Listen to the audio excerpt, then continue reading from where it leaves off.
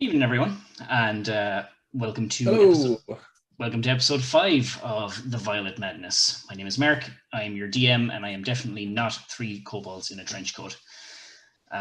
Previously on The Violet Madness, our brave adventurers have made it to Femlis, but a lot of odd occurrences were noted, particularly with the old mill on the outskirts of town.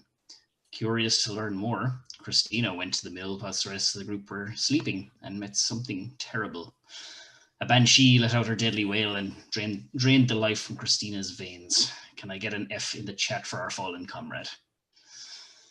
I'm sorry, can we get a B in the chat for our fallen comrade? You know what? Let's put a B in the chat. Okay, there's an F and a B going in now. Okay. Maybe a BFF. But earlier that day, Albrecht learned of the tragic event that took place a few years ago, just right here in Femlis. A group of kids perished in a house fire of questionable origin. No bodies were found in the fallout, but years on, some kids have invented a creepy game in the name of one of the kids that perished in that fire. And Albrecht met the father of the triplet girls in question, but he quickly scurried off. Shadar, on the other hand, that night had a terrible, terrible nightmare. Or was it a nightmare? Maybe it was a memory, or an attack in real time, or perhaps an omen of things yet to come. Then over in the clinic, Mina, in a desperate bid to find her horse, her investigation leads her to Raymond, the stable hand, who may or may not know the direction in which the bandits have ventured off in, but he's in no fit state to talk. No, that's not true. Raymond is the name of the the owner. Sorry, owner. I said stable hand. Sorry, yeah, you're dead right. So he's in no fit state to talk at the moment, and he's in an advanced stage of the Violet Madness at the moment. But Dr. Albrecht, the apothecary that you guys found, has induced him into a coma. But he has devised a means of potentially synthesizing a cure or treatment for the disease. But in order to get what he needs, the doc needs to shrink some people down to size and retrieve the samples from within Raymond's body. And this process might also save the stable owner, and is a very much win-win situation for Mina if they dare to take on this escapade. Tirion then has remained in the tavern, but he has asked Fido, his canine companion, to walk the perimeter around Femlis through the night. And he did indeed spot something very strange indeed, but more on that in a minute though. Let's catch up on the Penny Dragon updates. So last Friday, DM Dave and the crew were live with the Softbone Saga, and if you missed the conclusion of the Bandit arc, you can catch it on Penny Dragon YouTube on Monday. That's tomorrow evening, actually. So working their way through the heavily trapped airship, the party finally came face to face with Stiletto and Asher, with potentially fatal consequences. Luca was the name of the stable hand. Sorry. I've just been thinking about it. Oh yes, that all-important NPC that you absolutely definitely need to remember. Yeah, you came up with the trouble of naming them. True. That's fair. So yeah, then on Tuesday, DM John returns with more Fellowship of the Fallen, and the Fellowship have made their way to Neverwinter and plan to do some shopping until the thieves stole Magnar's coin curse. Can't talk today. Magnar's coin pouch. After the thieves are dealt with, the shopping can continue. Then tune in on Friday for the Turn Gang with DM Richard. And yeah, it's a Humblewood campaign. The gods are dying. Faith is lost. Your friends' souls are down in hell. Best get down there to save them. And no biggie at all. Then next Sunday, this day week, DM Ben and the Cloaks of Mindhell return on Sunday, 13th of March, and into the murky swamps the party ventures to face new foes and perhaps find new allies. Until then, catch up with the story so far on YouTube. Then lastly, in terms of Penny Dragon streams, in April, there's another suspenseful and intense investigation going down as a group of hired adventurers investigate a series of missing persons reports. And these people have supposedly vanished into thin air, but have one thing in common: the last place they were seen, an old withered shop at the corner of town. The character art you see for our players was created by Becca at Quadruple Bacon, and you can find her at Instagram and TikTok under that exact same user handle, and do check out her work. There's some pretty good stuff on there as well. The background music is brought to you by Tabletop Audio. All that stuff is on Roll20 as well. And yeah, All the maps you see during this adventure were created by myself, and you can find all those and more on my Instagram, stiglitz.maps, or on Twitter @stiglitz. So, with all that aside, let's introduce our heroes this evening. Stephen, you are up first. I'm Stephen. I'll be playing Sir Tirion Shadowbane. Quite charming, chosen right hand of Torm. He is an Auto Vengeance Paladin and probably the only member of the party who was well rested this morning. I had a lovely night. I don't know what you're talking about. Thanks a million, Deadpan, for the bless. That is 2 blesses for me now. I've saved up my last one from last week. The last one's blesses count, yeah. I still have one from Kira's. Yeah, they carry. Yeah. They carry. I've got 2, actually. Yeah. We can't have people's channel points wasted like that. I don't know if I need that. I go. You're right. Come on, you guys aren't keeping track? Oh, it could be the meaning between life and death. I know, Dave, it looks like you're up next. Jonathan just used his resub to give Albrecht inspiration. Can he do that? Oh yes, I have been. Nice. Keeping chat. Hi, Nice. I'm Dave, and I play Shadow Very Mechanics. much appreciated.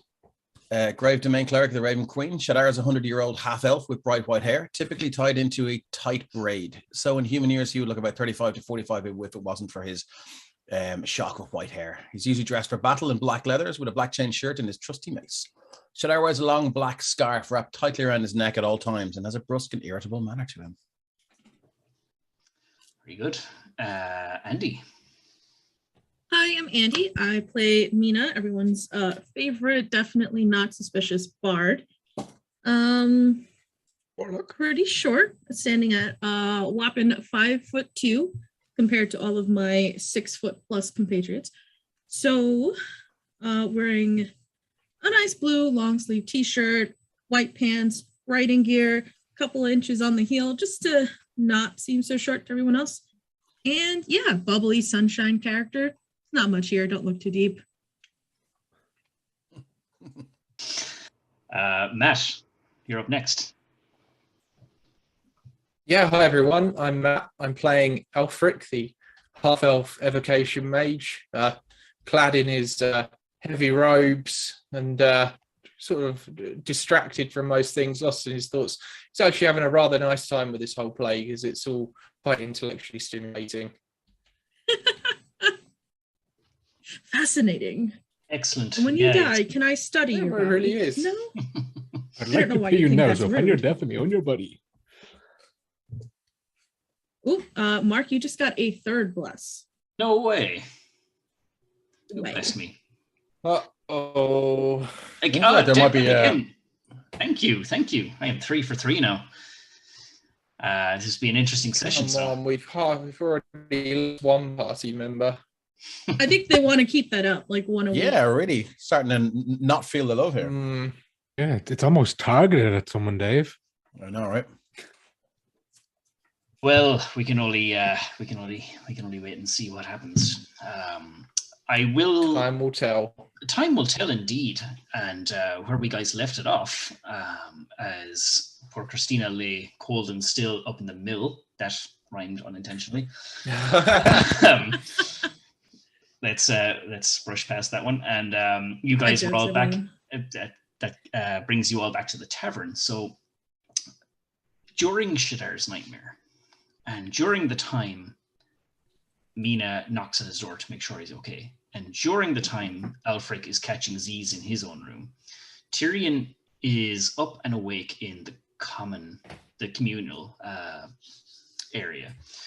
2 weeks ago, Tirion, you said that you were having Fido do a perimeter around Femlis. Mm-hmm.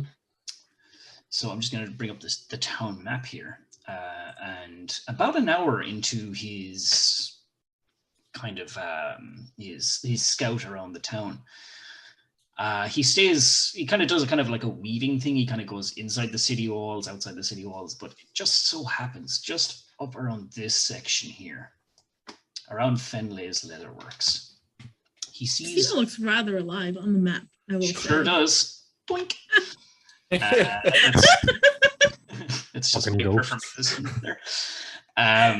So Wow. you see just in the house next to Fenlay's Leatherworks, this house here. you see someone. Well, Fido sees this when he's telepathically communicating this to you. You see a young girl shimmy out of one of the side windows of the house. You would recognize her to be the same young child that was kind of hiding behind her mother when Shadar was trying to intimidate them for information earlier that morning. And she scurries off. And Fido, well, if it all depends on if you ask Fido to follow and see what's going on. I suppose late at night a child jumps through a window. That's the angle I'd be taking on it. Yeah, so given that bit of distance, Fido follows suit. And she heads straight for the Garden of Rest. And in the Garden of Rest, this old, dank graveyard with a lot of crumbled headstones. Some, fresher, but for the most part, they're old, crumbly, moss-covered gravestones. And in this is maybe about 1:30 in the morning. Girl shuffles her way through the Garden of Rest, and she passes this large mausoleum. And right next to it, she scurries off to a back row of headstones. And she kneels before one of them. And Fido, keeping his distance, sees that she's kind of humming something. And then all of a sudden, resting next to the headstone, away from arm's reach of this young girl, a pumpkin lights up, a jack-o'-lantern, the face you'd carve into a Halloween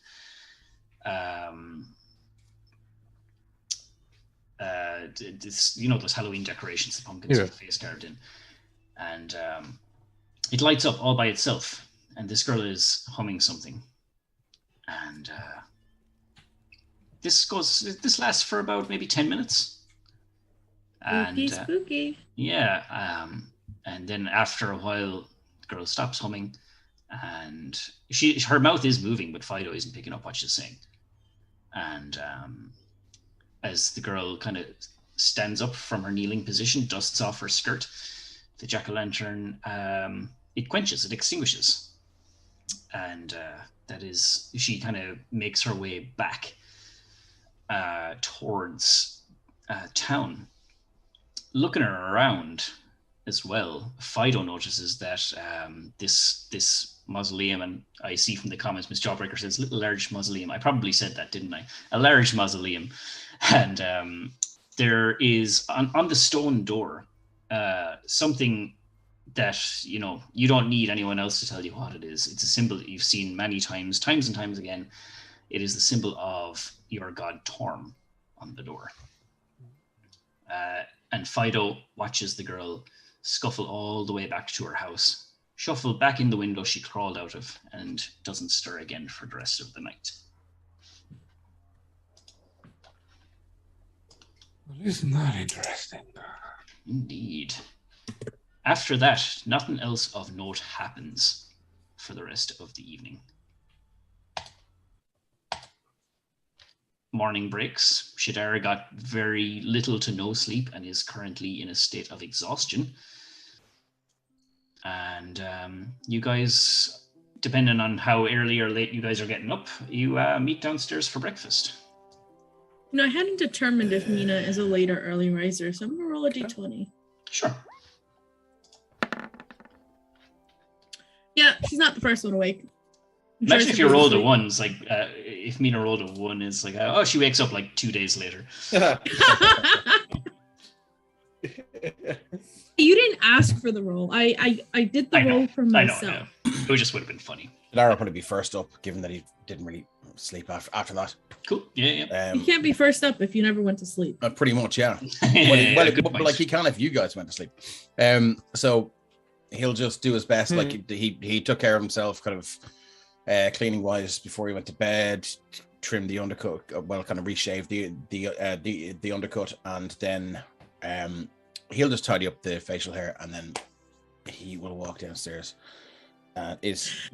Actually, hold on. Mm-hmm. This is very important to ask. How many days have passed since we think we went to sleep? Because last time it was 3 whole months. Yeah, that's true. Yeah, you haven't asked anyone yet. What's the state of the room? Yeah, make sure Is it's it shit. decaying? Shadar will run The downstairs next to the barman. What's the date, man? The date. And Garganth will say, "Oh, where have you been? It's been almost 2 years since I've seen you, lad." No, I'm just kidding. He doesn't. It is the following morning. He looks at you with kind of like Your tab is eyebrows. astronomical. Yeah, your tab is ridiculous. And he says, "It's." I know. He wouldn't have done that. It was just a joke. Okay. Cool. So he'll head down and he'll just sit at the bar, look around. Is there anyone there? There. Not me. Okay, so you're not there, Tirion. I don't know if you are not, but that dwarf that lost his chess piece to Albrecht yesterday, he is still there. We're looking at 7 a.m. probably for Shadar. Okay. And he'll look around and he'll turn to the barman and go, "My friend, glass of wine, if you don't mind. Put it in a cup that doesn't look like a wine glass. I need a little pick me up if you get my meaning." Yes, indeed, I do. Well, very Excellent. well. Until he'll put it in this kind of like a wooden cup, and Okay. he'll pass it over to you. Doesn't have to be the good stuff, So he'll just take whatever bog standard wine is there, just more to get a. Yeah, and you were super generous to him yesterday, so Yeah, he's going to give you like I suppose standard house wine, I suppose, and just say, "You look like you need it, son." Yeah, he'll knock it back and then he'll go, "Fill it up, my friend," and he'll just sip on that. Sure. Okay. Yeah. If there's a continental breakfast and there's any kind of cereal, Shadar would pour the wine over the cereal. There probably isn't. So he'll just stick with the wine, with the glass of wine. He'll go into a deep period of introspection and just quietness and just sup in the wine. If he sees someone coming down, though, he'll tank it. Okay. And quickly ask the barman for more water. So it's 7 a.m. How long does Shadar have? Who's up next and at what time? Alfred would probably be down around 8 in the morning. Okay, so you got a solid hour anyway before Alfred comes down. Good. Yeah, I'd say Tyrion would be around that same time because he's in the common room. So once there starts to be, multiple people moving, that'll probably be the natural wake up call. Good. Probably 8:30ish for Mina. Yeah, Tyrion did have a late enough night, with Fido relaying that information at around 1:30 in the morning to him. So, cool. Yeah, so roughly around 8 o'clock then, Albrecht makes his appearance, and followed by Tyrion, and then a little later by Mina. Well, Albrecht, how did you find the lodgings, my friend? Oh, it was perfectly satisfactory. Yes. How about you? How about yourself? Yeah, quaint enough, but did the job as it were. Yes, one only needs a place to lay one's head. Indeed. Well, what is our plan for today, do you know? Oh well, I suppose I should like to speak with this Dr. Albrecht again, possibly spend some time accompanying him in his rounds to learn a little more. Very well. Where are the rest of our crew? Christina, Andy. Yes, they seem to be. Sorry, Mina. Tirion. Must enjoy a bit of a lie-in, I suppose. Yes. Tirion, there you are. Good morning. Is this way to the bathing, is it? As he walks past. No, that is the wine cellar. It's upstairs. Oh. Yeah, but it's off map, but Yeah. you can Unless provide that free upstairs. Unless you intend to bathe in wine, which I highly recommend. This hour of the morning, it's hardly. Oh, indeed. Yes. Yeah, like Agreed. It's way too early in the morning. quite expensive. Don't like. Shadar agrees and puts an elbow on the barn. I'd say unlike the rest of them that all had their hot baths and their shaves, Tyrion's gone cold water, just old school military. Get it done. Get awake. Get ready. Nice. Plate armor all day is hot. That's true. Yeah. Okay. Anyone else doing anything for breakfast before you guys Before Mina, what's I guess. going on? Before Mina, even. Yeah. But yeah, Mina wakes up. If there's food around. Yeah, sure. So like it was all part of the price you paid for your private room. Gargant has a whole spread atop the bar counter for you to kind of like come up and Excellent. pick your bits and pieces. It's a free for all. So there you go. You just grab your plate and pick off what you like. There's bits of everything in there: bread, cheeses, some cold meats, that kind of thing. Marvelous. Restocking the pocket bacon. Indeed, yeah. Good bacon. Gotta love it. Quadruple pocket bacon. Yeah, there you go. Yeah. You ever had a Royale with cheese? Hey, listen, the sun is shining, the birds are chirping. I had a fabulous night. Just waking up. I think I saw Tyrion in a towel. Not sure. Double take for sure. Walking down the stairs. I guess I'll see the other two. Make my way over to them. Well, Mina, did you sleep well? Wonderfully. Excellent, excellent. Where are the other two? Are they here yet?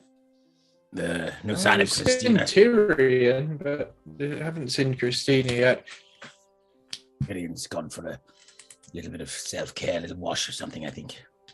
I think I know what we're gonna do today, but I suppose I'll wait for him. I don't want to have to say it twice. Indeed.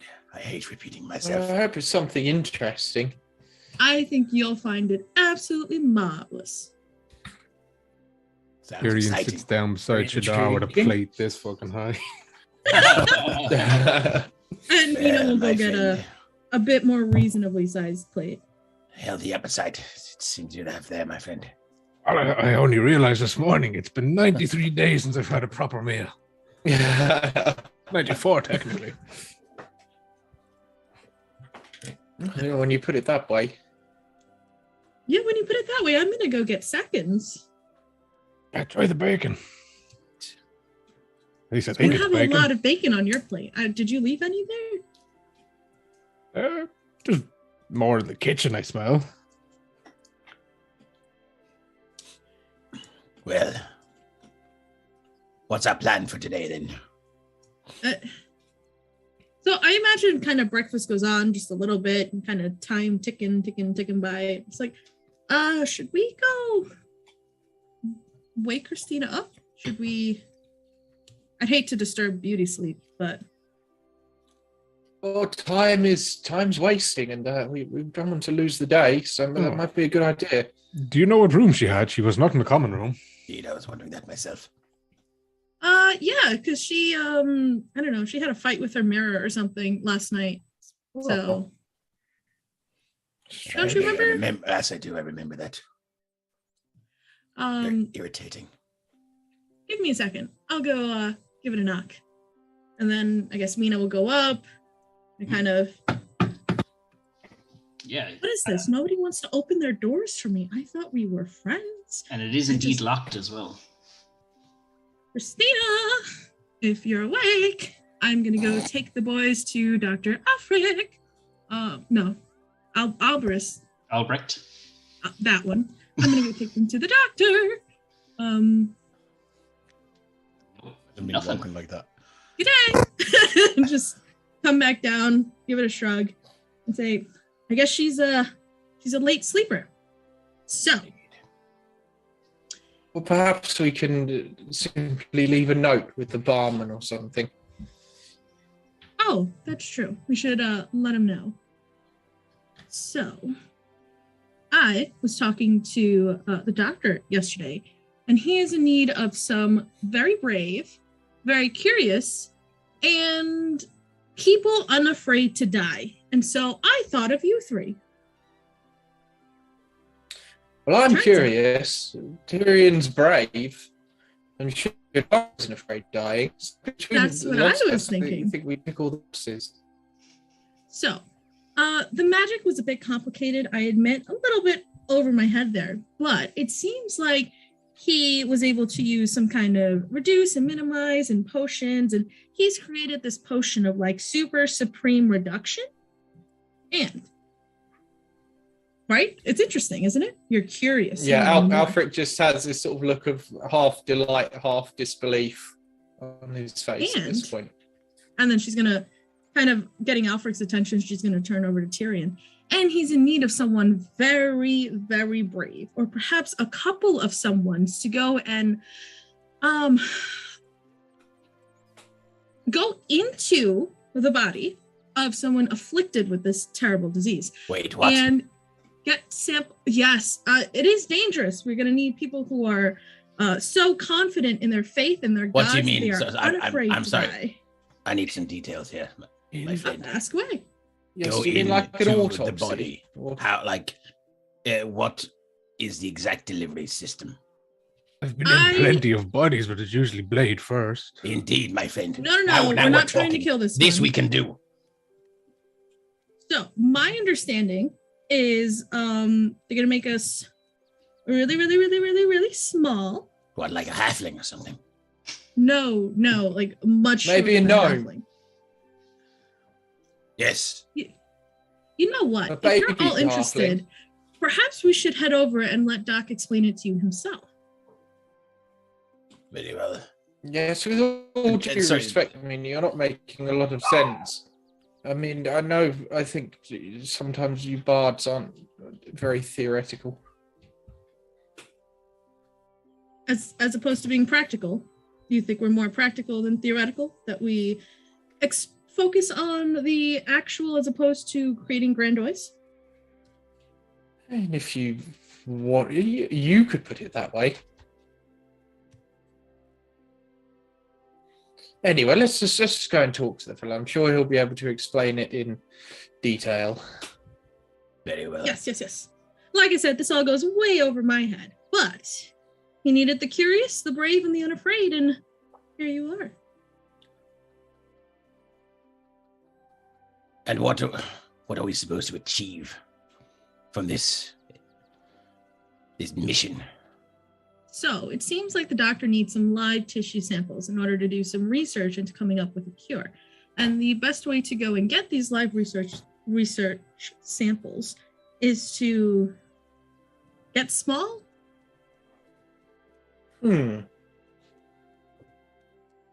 Right. Anyway, like I said, I'm sure he can explain in much It's an more intriguing prospect. Very well. Let's go and hear the good doctor. As you guys are talking, Shadara, you in particular would notice, or anyone with a passive perception over 20 or over would notice the sound of glass breaking down the street and some raised voices. Gargaith doesn't seem to notice. Peasants at it again. You hear that? Or what? Trouble making outside it in the street. What? Trouble in the street, apparently. Raised voices, glass breaking. These are What is it with you and glass breaking? It's like you've got ears finely tuned to the I sound. hear everything. I mean, it's a curse. I tell you, Everything? most things. I'm gonna get you some earmuffs. I would appreciate that. To the street. Indeed. Oh, yes, okay. Should Arrow be last to go, and he'll turn to the barman. Your service has been greatly appreciated, my friend. Stay well. Stay safe. May the Raven Queen watch over you. Well, and you too, my boy. You watch yourself out there now. Indeed. And Mina will lean over, just kind of like and if you happen to see our friend Christina, let her know we popped on to the dock for a quick visit and we'll be back tonight. He'll nod. Cool. Tirion, as you set foot outside the door, down the street towards like the north part of town, like away from the clinic, we'll say, about 2 or 3 doors down, you see like a couple of adults and 2 or 3 small kids, and one of the adults is like we'll say 20 foot away from the other clump of adults and children, and they're all yelling and shouting, and the group is shouting towards this one individual woman going, "You bitch, your child, she has done it again. I can't find my child. He's gone. I went into the house went into his room this morning, and he is gone, vanished. She's at it again, that little witch. I swear, it's injuring kids now. They're going missing," and they're like throwing rocks at her as she's trying to like scurry away with this whatever she was doing in town, buying stuff for the morning or things like that. And she's kind of like a rock almost hits her in the face as she's trying to go away. It hits her like on her forearm. She says, "No, she wouldn't harm a fly. She was in her room all night, I swear." And they're just all chasing after her, throwing stuff at her. Right, well, Tirion will definitely try and intercede and put himself between the mob of angry people and the lone woman. Okay. If you do that, you'll be blocking their path, but she's just going to keep hauling ass. She's going to run away. Yeah, he'll follow her. Okay. So if the gang sees him going that way or not is another question. Okay. I'm going to bring you back to the town map for this. And she flees all the way back to this very house that you saw Fido see the girl crawl into the window of. Right. Well, she'll make his way all the way there, and I'm assuming as soon as the others come out, he will let a whistle, so Shadar will pick him up like a radar. Yeah. Sorry, Mark, just a quick rules question.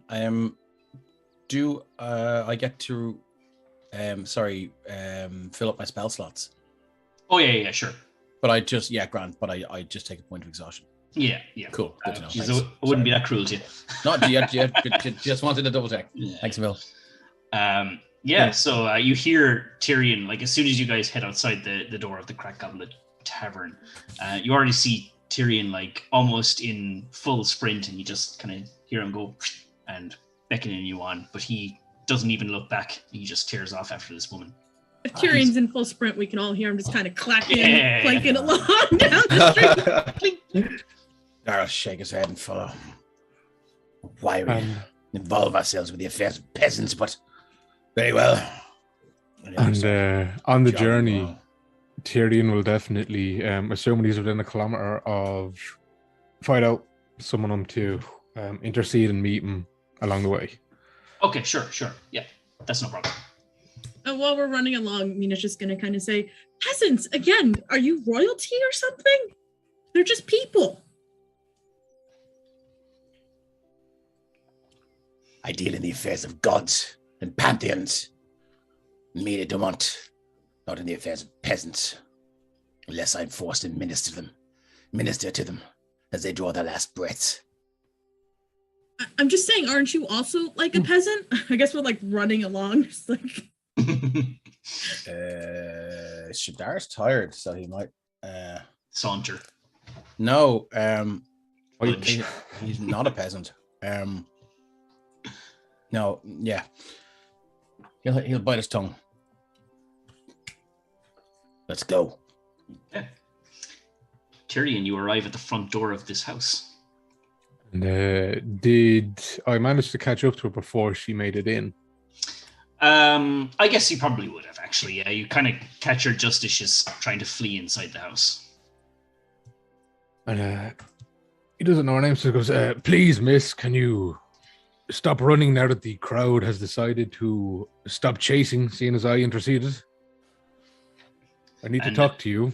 She turns, and you see just above her cheekbone a cut where one of the stones actually had caught her, and it's starting to bleed a little bit and swell.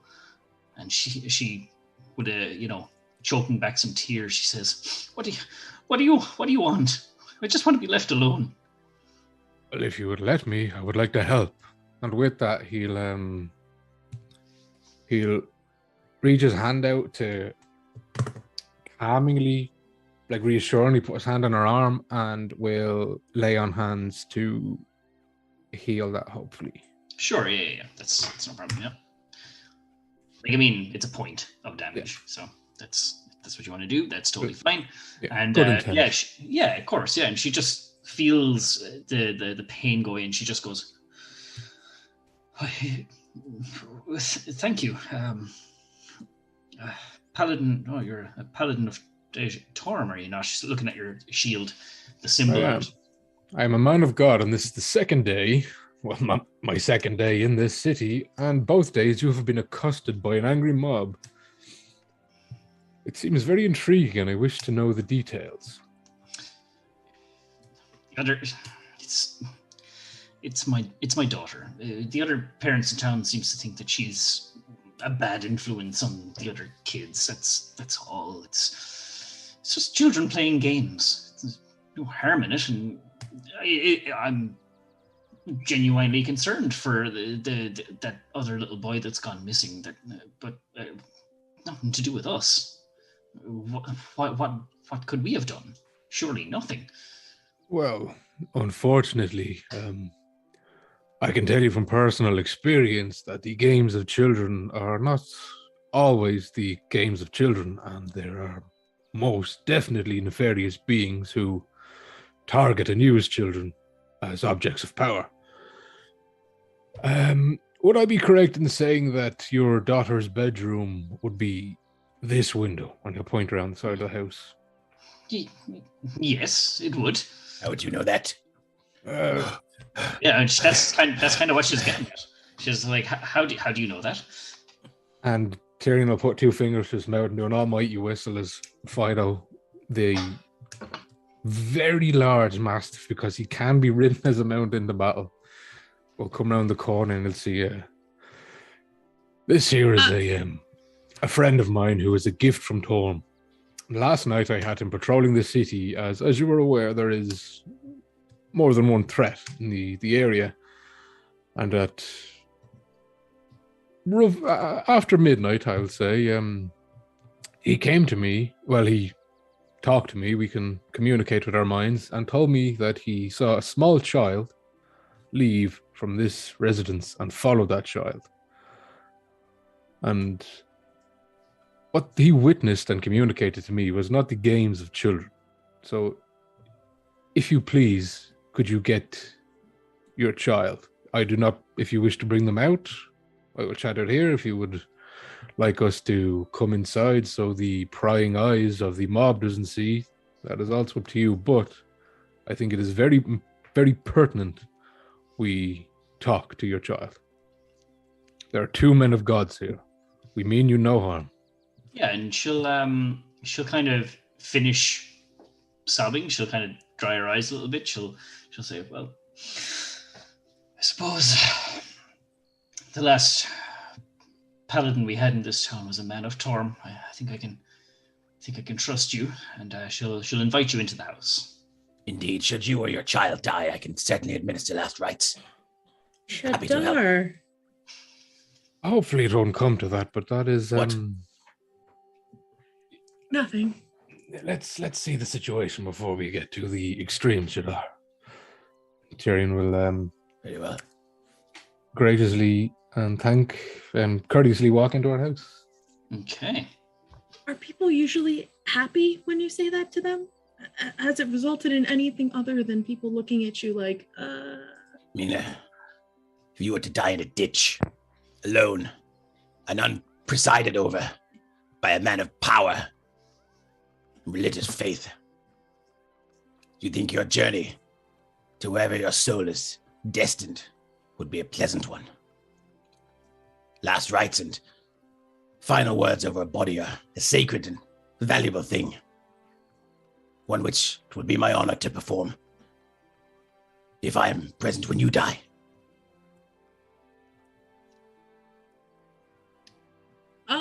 Okay, well, thank you. Anyway, But I also peasants. think that most people aren't happy when reminded of their mortality. And It's the one thing we all have in common, Mina, is our mortality. Unless you're a lich, of course. and I will smite you. Yes, they are unpleasant creatures. I welcome feel like back, my I've friend. lost track of this conversation. All right. Well, oh, look, there's the child. Yeah, so she invites, I suppose, everyone in, if you're all kind of grouped together at this point, and leads you into this small little kitchen area, where she says to Tyrion, she says, "One moment, please." And she goes out into another room, closes the door behind her, but you can hear her shout, like, she's like, "Yennefer, get down here now, immediately. There's a man here that wants to talk to you." And she'll maybe 30 seconds later, she'll come back in with the small child, Shadar, the one you were talking to the other day. Just yesterday, actually. And you can see this girl, she's kind of hiding behind her mother. And she says, "This here is a paladin of Torm. You remember the teachings of Torm that they taught in the chapel? This man he's here to ask you some questions." And she'll kind of poke her head out from behind her mother's legs and look up at you with big blue eyes and wait for your questions, I guess. Hello, Yennefer, let me introduce myself. I am Sir Tirion, and like your mother said, I am a paladin of Torm. And my god teaches us to be courageous. And it is upon that I need to ask you a few questions, as your poor mother has had a quite startling beginning to her day. Before this happens, can I cast Enhance Ability on him? Sure. I will.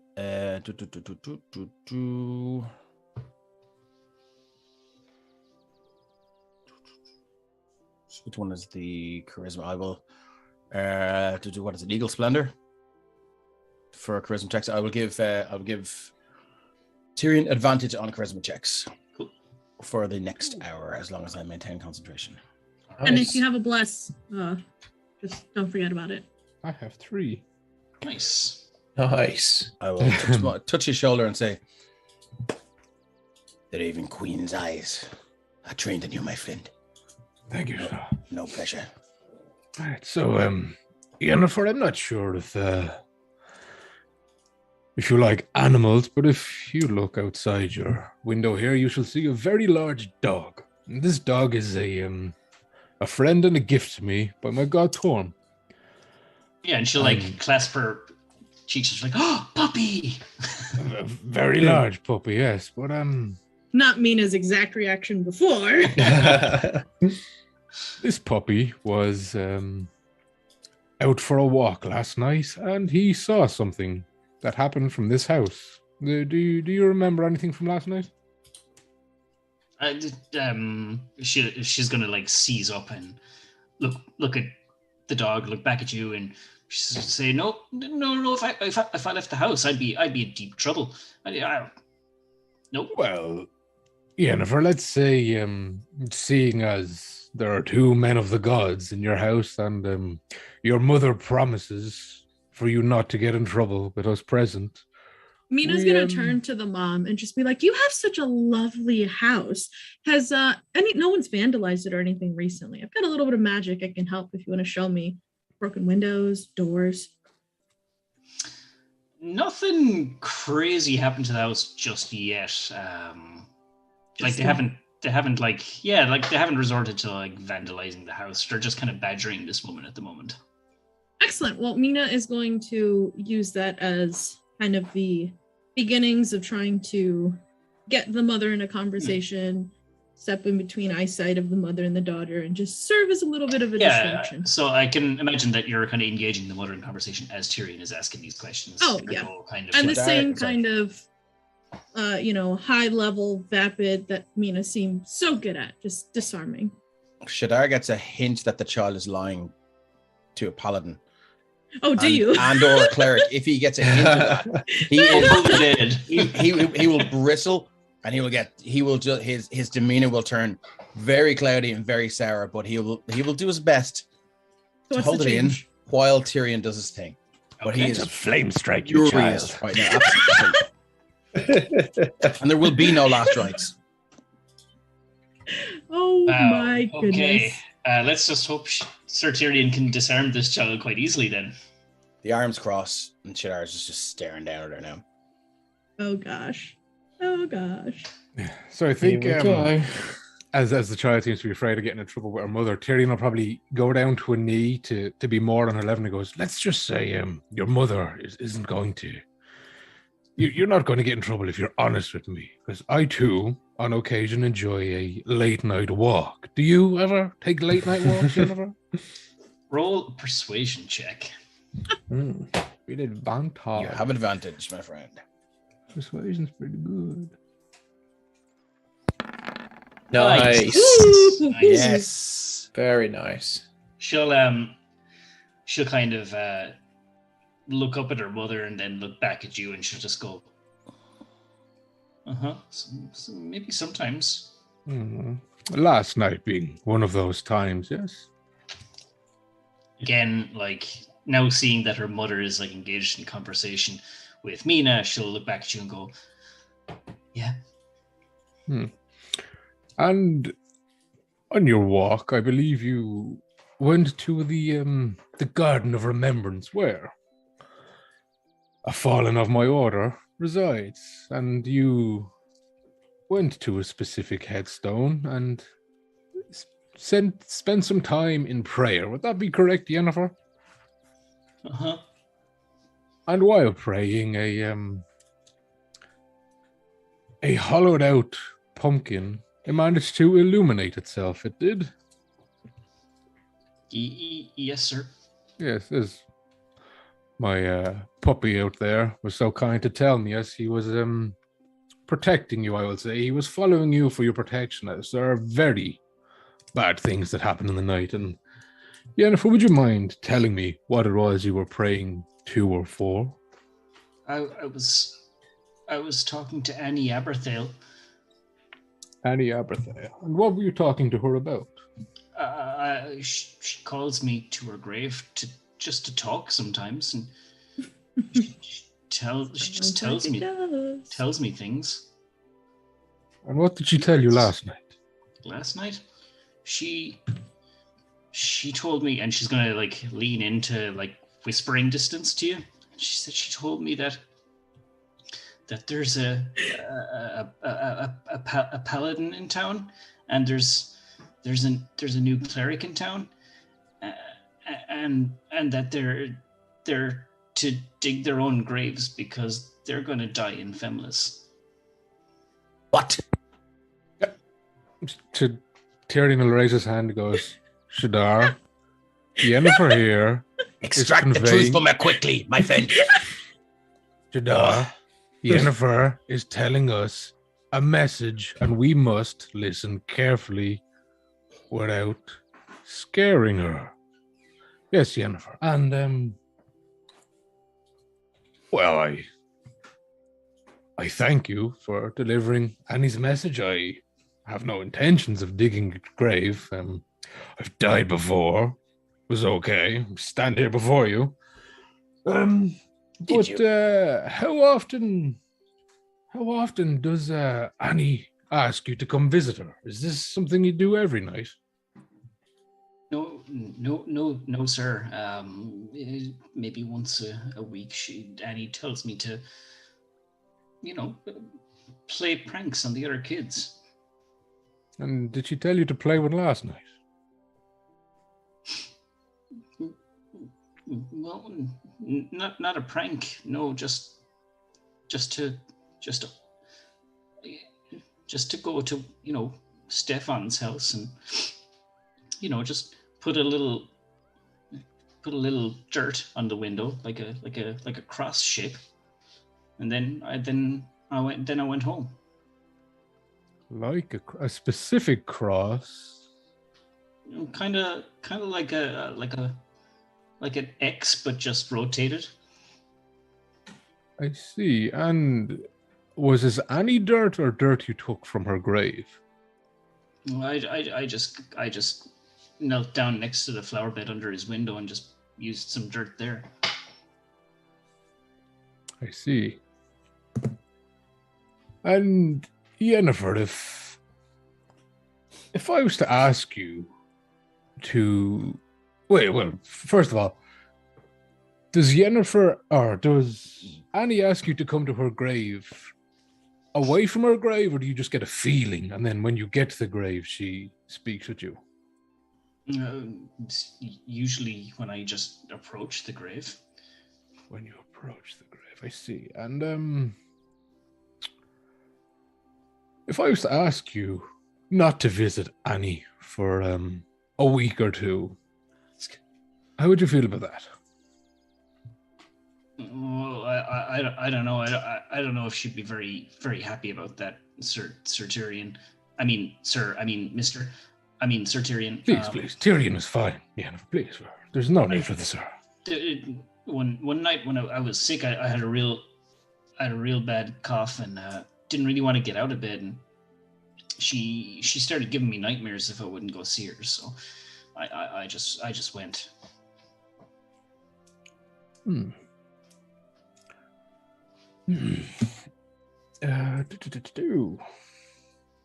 Excellent, pertinent information. Tyrion is going to reach into just a bag he has next to his coin bag, I suppose. And he's going to bring out the only symbol of Thorm he physically has, other than what's inscribed into his shield with a blade. He's going to say, "This symbol, Annie, it is of my god, and he pledges courage. And I would like to give this to you and ask you to have the courage not to go and visit Annie for a week or two until myself and Shadar here have had a chance to visit her ourselves and speak with her. As I'm not sure, well, hopefully you aren't aware of the full details, but I believe the boy you visited last night may have met Annie himself, and although she may be kind to you, I don't think she's as kind to the other children. Does she always tell you to leave these marks on the other children's houses?" This time was the first time that she's ever asked me to leave a mark on a window. And she'll point at the symbol you produced to ask her to take for the courage, and she's like, Sir Paladin Rockbreaker, he used to say that a lot too in the chapel, and now he's dead, and he was courageous, and now he's dead, and he's not coming back. And did Annie cause his death? She'll shrug and start crying. What happened to him? Speak up, child. And I suppose Shadar, as you snap at her, the mother is kind of like snapped out of the conversation with me and says, "What do you speak? What's going on?" You would do well to tell us here what happened to the paladin resided here once. Willem Rockbreaker? Yes. Passed away a couple of years ago. He was on some mission and... Passed away? What were the causes? He had some long sustaining wounds. He was away from Femlis for a long time. He came back here, almost crawled back into town and survived for another week or two, and well, that was it. He perished after that. What kind of wounds? Well, they were from battle. Yes, it appears so. Like, what else does a paladin do? He was obviously out doing some other job. What does a paladin do? Far too much attention and deference. I don't mean any disrespect. Silly children is what I sometimes do. But anyway. I mean no disrespect to Sir Rockbreaker, but this is just all very overwhelming. It was a few years ago. He's now buried in he's a mausoleum dedicated to him in the name of Torm, in the Garden of Rest. He's been there ever since. And Annie, this Aberthail child, when did she pass? Maybe a decade ago or so. Perhaps more. Oh, those sisters, they were, what I remember, they were trouble, real trouble.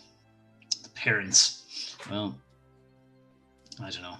They always boasted about their daughter, saying that they were, I don't know, gifted or something. I don't know, but well, they weren't so clever or gifted that they burnt down the entire house and several children along with them, did they? No, they're nothing but trouble. Yes, well, I'm afraid that a spirit, well, it could be a spirit, using the alias of Annie Aberthail is communicating with your daughter, and most definitely has nefarious intentions. And she's just gonna just go, oh, then why are people badgering me and my daughter and not throwing rocks at Harold Aberthail? Well, it is not Harold who's communicating at night, doing unholy rituals and summoning the beast and laying markers outside the bedrooms of other children. No. My daughter is a good girl. I'm sure the Aberthails thought that their daughters were very good girls too. Please, I beg of you, just make this end. I can assure you now that we are aware of a very real and very threatening, what I will call, until further investigation is done, undead being has not only endangered every child in this city, but has had a personal threat issued to myself and my companion, Mr. Vicanus here. This matter will be dealt with utmost force. Indeed. And the radiance of our gods combined.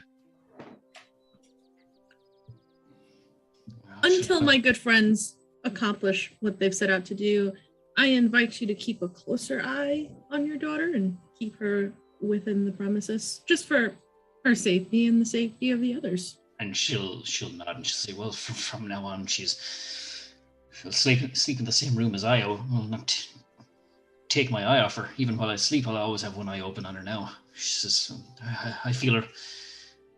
I feel we can't even go out into the streets anymore anyway. I recommend that you seal your windows at a height which she cannot reach, and perhaps put a latch on the door to your abode high above her reach, as she seems a good child, but as these fiendish beings tend to do, they have a way to warp and influence a child's mind. So until the creature is dealt with, she is a risk to all.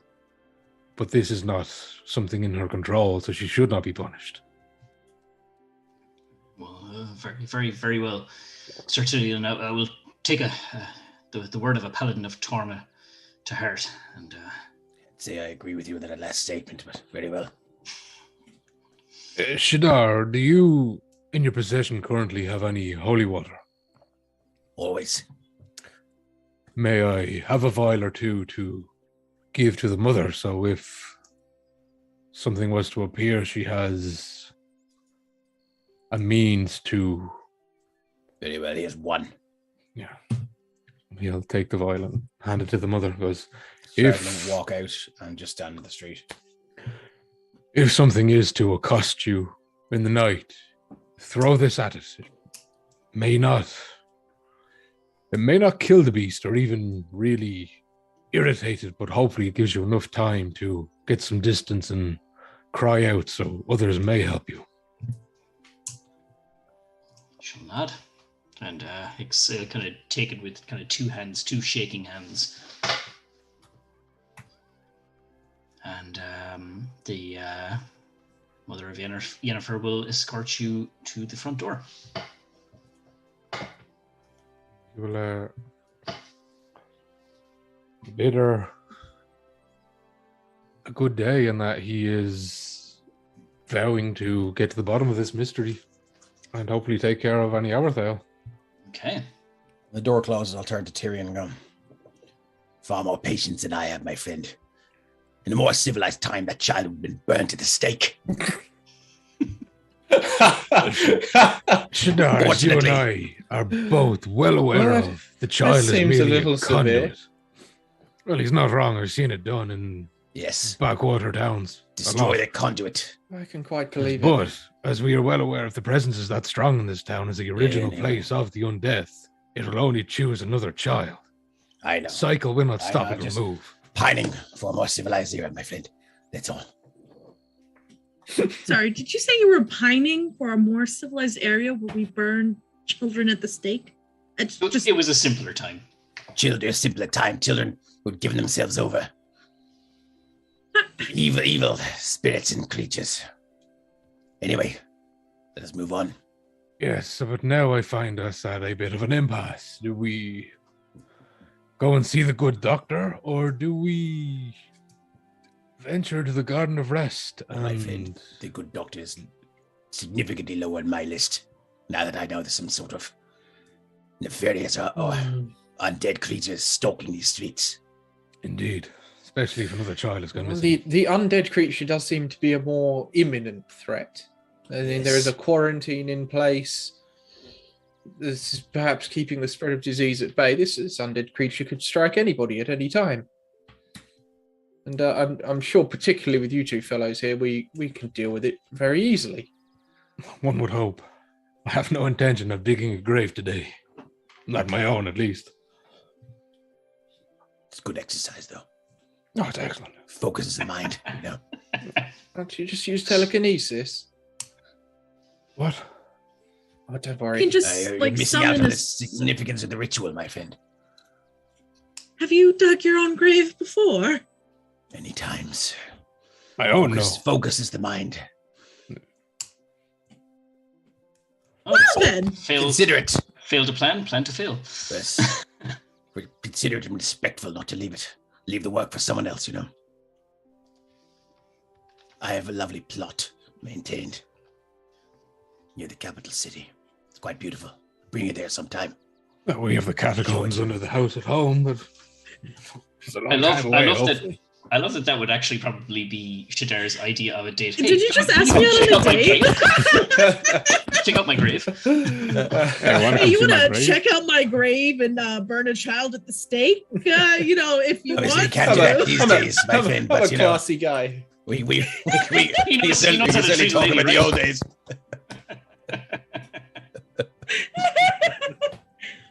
Anyway, no, Mina, just kind of wide-eyed, just like, to see your grave, I'm afraid I'm going to have to pass.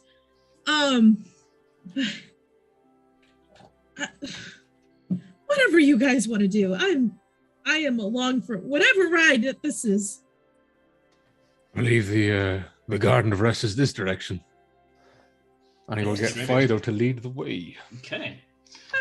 Let me take you guys. I'm going to just drag you all in because I need to copy and paste you all over. 1 second. So, Albrecht, I have to ask, have you died or dug your own grave before? I never thought to ask those things of anyone else, but like, Tyrion's it's apparently died. It's not an and Shadar ordinary wants question. to. No, thankfully, I have not died. Okay. Nor have I Excellent. had to dig my own grave.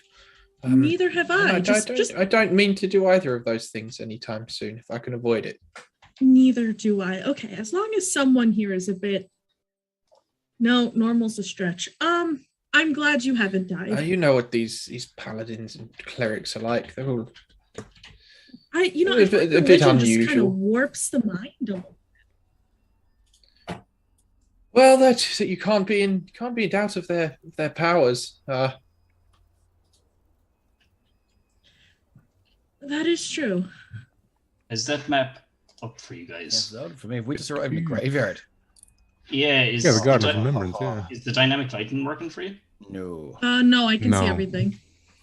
Dang. I'm going to throw you over here for a second. Sure. Turn on the Yep, old go for it. dynamic lighting. As we walk in, is it quiet here? Yeah, there's nobody there. Yeah, Shadar will say, Tirion, isn't this a beautiful place? Quietness. They do have a certain beauty in the day that they don't always hold at night. That is Restfulness. a guarantee. Let us That's be a on our common guard. misconception. That's a common misconception. Not every graveyard is haunted, my friend. Especially not the ones near my home. but this one does seem to be I haunted. think we can be under a fairly good assumption that this one is. Most Yes. graveyards that we visit that aren't on family business is generally for one Mina- reason and one reason Mina only. walks in, definitely What's it playing on your drum. It's like, Annie, are you okay? Are you Ah. okay? Are you okay, Annie? Nice. Mark, Why may would you I even cast ask that? False Life on myself to bolster my hit points a little Sure. bit? Is the dynamic lighting working for you now? Yep. Yeah. Yes, That was embarrassing. Anyway, it's fine. as you walk into the graveyard, you reach. You're kind of following Tirion as he's kind of familiar with this place already. Sorry, Mark. As we Sorry. head over, may I cast False Life on myself? Sure, yeah, To bolster my hit points a little. Absolutely, yeah. Okay, I'll just cast that at first level for Nice. 8 extra hit points. Nice. Temporary hit points. It's not concentration, is Sorry. it? I I don't have that as well on believe myself. so. No, I don't think it is. As soon as we get there and walk in, Shadar is his eyes will roll back into his head and he'll begin to mutter in this kind of weird, almost Gregorian chant. And he will use Eyes of the Grave. And at first level, again, the ability to occasionally sense the presence of undead whose existence is an insult to the natural cycle of life. Nice. My friend, you can open your awareness to magically detect undead. Until the end of your next turn, you know the location of any undead within 60 feet that isn't behind total cover and that isn't protected from divination magic. In the future, maybe let us know, because if we're walking into a haunted graveyard, your eyes roll back in the back of your head and you start chanting. It's just, you seemed possessed. If it was We've never anyone seen other this than the before. Shadar, I might be worried. But Miss Jawbreaker says it's a pickup line, Mina. Yeah, so he'll just walk along, and I believe that lasts for a bit. Let me just double check. Or is it instant? First level. No, it's an instant thing. So he'll just wait until he gets to about here, and then he'll let it go. Cool. So yeah, and following, suppose, Sir Tyrion's. I can see through that. I don't know if it's. It's open. Following Sir Tyrion's lead, that's the mausoleum with the door that had the symbol of Torm on it. And Tyrion, you would know from around that corner a little further ahead is where the gravestone with the pumpkin is. But Shadar, you cast this, and nope, no undead pings anyway, for right now where you are. The grounds kind of seem normal, right? Like nothing's disturbed, nothing's vandalized, or. Nope, everything seems okay. And Tyrion, straight off the bat, you see the gravestone. Shadar, I'm just going to jump to you real quick as you head inside the mausoleum. You head inside. It's nicely decorated. There's like little banners with the symbol of Torm on the wall. There's a giant statue of a dwarf holding a sword. And on the far side as well, then you see this like little shrine of another dwarf, but it's only from like the waist up. The rest of it is on like a pillar. And then there's a bunch of candles just laid out around it. And on that statue just over here is just like, a stone kind of plaque just underneath from where the belly of this stone statue is, and it just says Huelam Rockbreaker on it. And then on the front over this I suppose tomb or stone casket, if you like, is a banner. And on that banner it says, "Here lies Huelam the Devout, Paladin of Torm." And then beneath that is a little phrase, and it reads, "Only those who perceive through the will of their God will know the path forward." So it says, only those who perceive through the will of their God will know the path forward. Well, it seems like one for the clerics. Okay. Well, just once again, just for the hell of it, Shadar's eyes will roll back in his head again, and that weird Gregorian chant will utter, and he will Jesus, warn people. Try to perceive using Eyes of the Grave and see if that does anything. Nope. Okay. Nothing pings. And no undead ping either. No undead ping either. Okay. Well, my friends, seems there are no abominations in here today. For now. That's good to know. See this? Says only those who perceive with the eyes of their gods. To the will of their gods. Sorry, I will of their gods. Said eyes by accident. Well, this Rockbreaker fellow was a paladin of Torm as well, so maybe Tyrion can figure something out. Maybe. Wherever he is. Do you like children, Albrecht? Oh, they're a little bit trivial, aren't they? Yes, insignificant.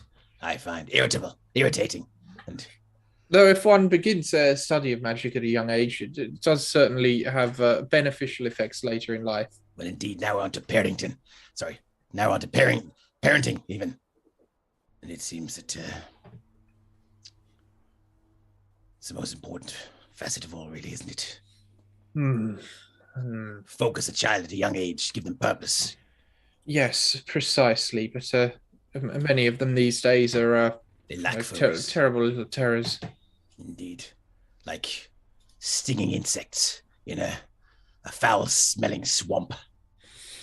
Just very vivid imagery. Neither of you have children currently, right? No. Of course not. Just making sure. Do you mean that you seem to be fairly good with them? No, I do not. Very well.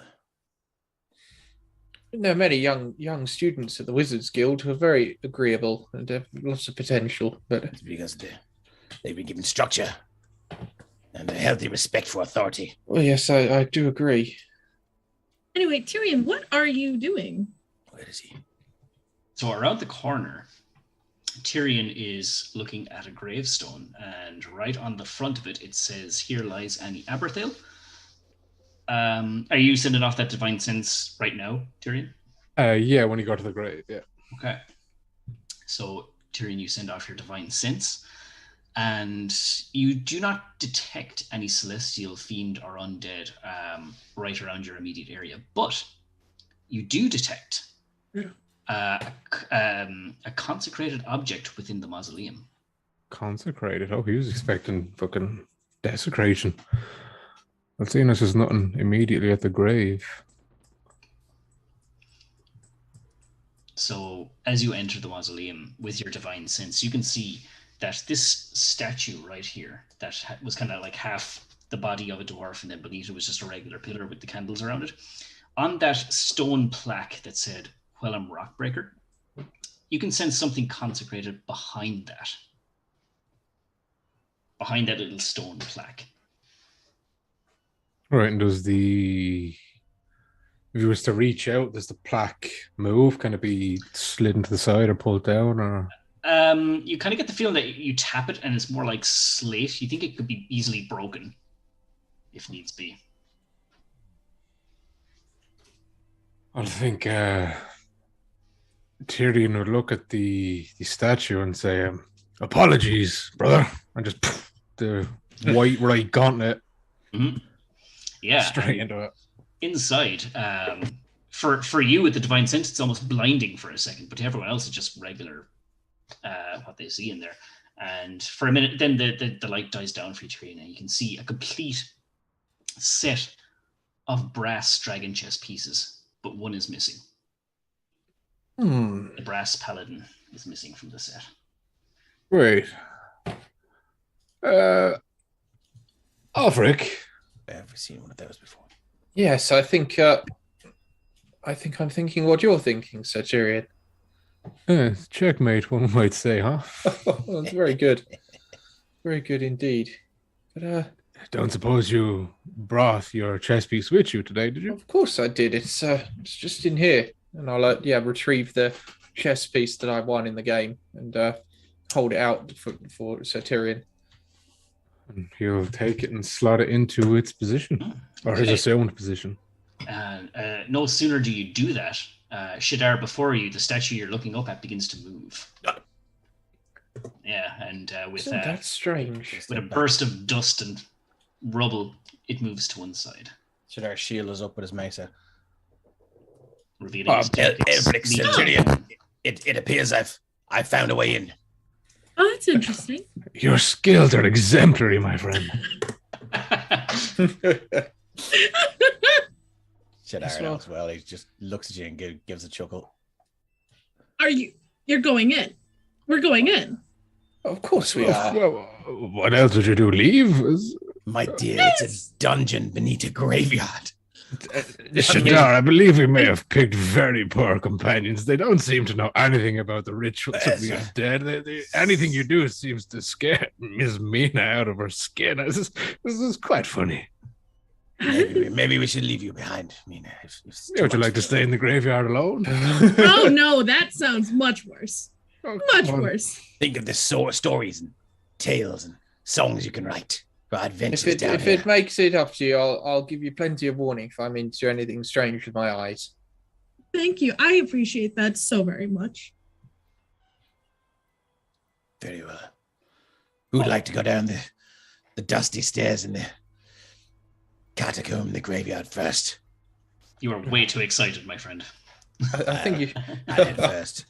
And Shadar is as familiar as he is with these kind of places and things. He's keeping an eye out for traps and for loose flagstones and all that kind of thing with his passive perception. Okay, cool. So you guys head down the stairs, and you're going deep enough underground. Like you're walking down these steps, for a couple of minutes. And anyone who doesn't have dark vision, the light seems to fade from this little speck of light that was the top floor level of the mausoleum as you descend into darkness. Yeah, Tyrion would have lit a torch as they descended to. That's very helpful. I'll cast some dancing lights. Okay, but it's no sooner do you step into this dark cave, do all the torches just go? They all light up. Well, that's convenient. Not weird at all. It's wonderful. Thank you, Thorm. It's like we're being invited in. This is a wonderful place. This bottleneck here, Shadar will just examine it just to see if there's anything, any traps or tripwires or anything weird. Go ahead and roll investigation with the disadvantage because of your exhaustion. It's ability checks, not skill checks, I think. Okay. Well, isn't that right? That is an ability. Oh, sorry, ability check. So disadvantage on ability checks. If I go to, I would 1 second. Consider that an ability check, though. Right? Is there such a thing as skill checks? Are they made distinct in 5e? I'm just double checking to see if you go to. No, I think there isn't. So I just want to double check because I will hang on to any advantage I can. Yeah, cool. So that's a disadvantage. So he, anyone who knows him can see he's having a hard time concentrating. I'll take the 17. Yeah, it doesn't appear to be any physical traps that you can see. There doesn't seem to be any loose flagstones, pressure plates. Thoroughly inspecting the walls, doesn't seem to be any hollowed out pieces there. Seems relatively, run of the mill under the graveyard catacomb hallway, if that makes sense. Very well, my friend. Seems safe to proceed. Oh. And inside, Shadar, as you enter this area, all you see is this large open pit of blackness. Even with your dark vision, you can't see the bottom. It seems to go down a good bit. But Tyrion, to your side, you see another statue. And again, this one waist up, another dwarf, candles all around the base. But this one has a much larger stone plaque just right beneath the bust, the sculpture of the statue, and it says, "Wellham Rockbreakers, Test of Faith." The truly righteous. Yeah, and it says beneath that, "The truly righteous do not take leaps of faith. Hold my hands, but do not touch. Then let us both walk the path of light together." And the dwarf's hands are outstretched like this. Oh, I knew I should have learned how to cast fly. And I think that might be a good place to just take a quick 5-minute break while you think on that conundrum. I'll type it into the chat actually before we go. Yeah, that would be great. Oh, awesome. Everyone, all the viewers can have a guess as well. Oh, yeah. What's going on?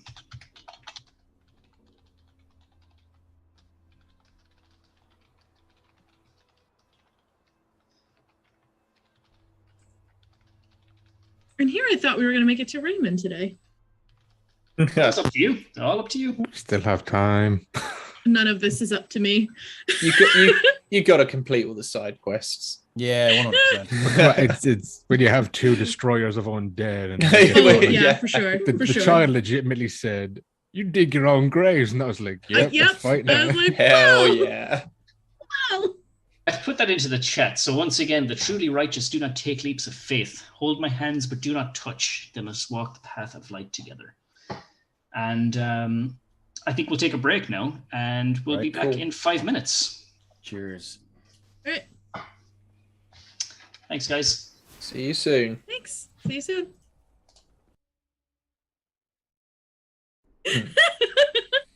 Welcome back, everyone.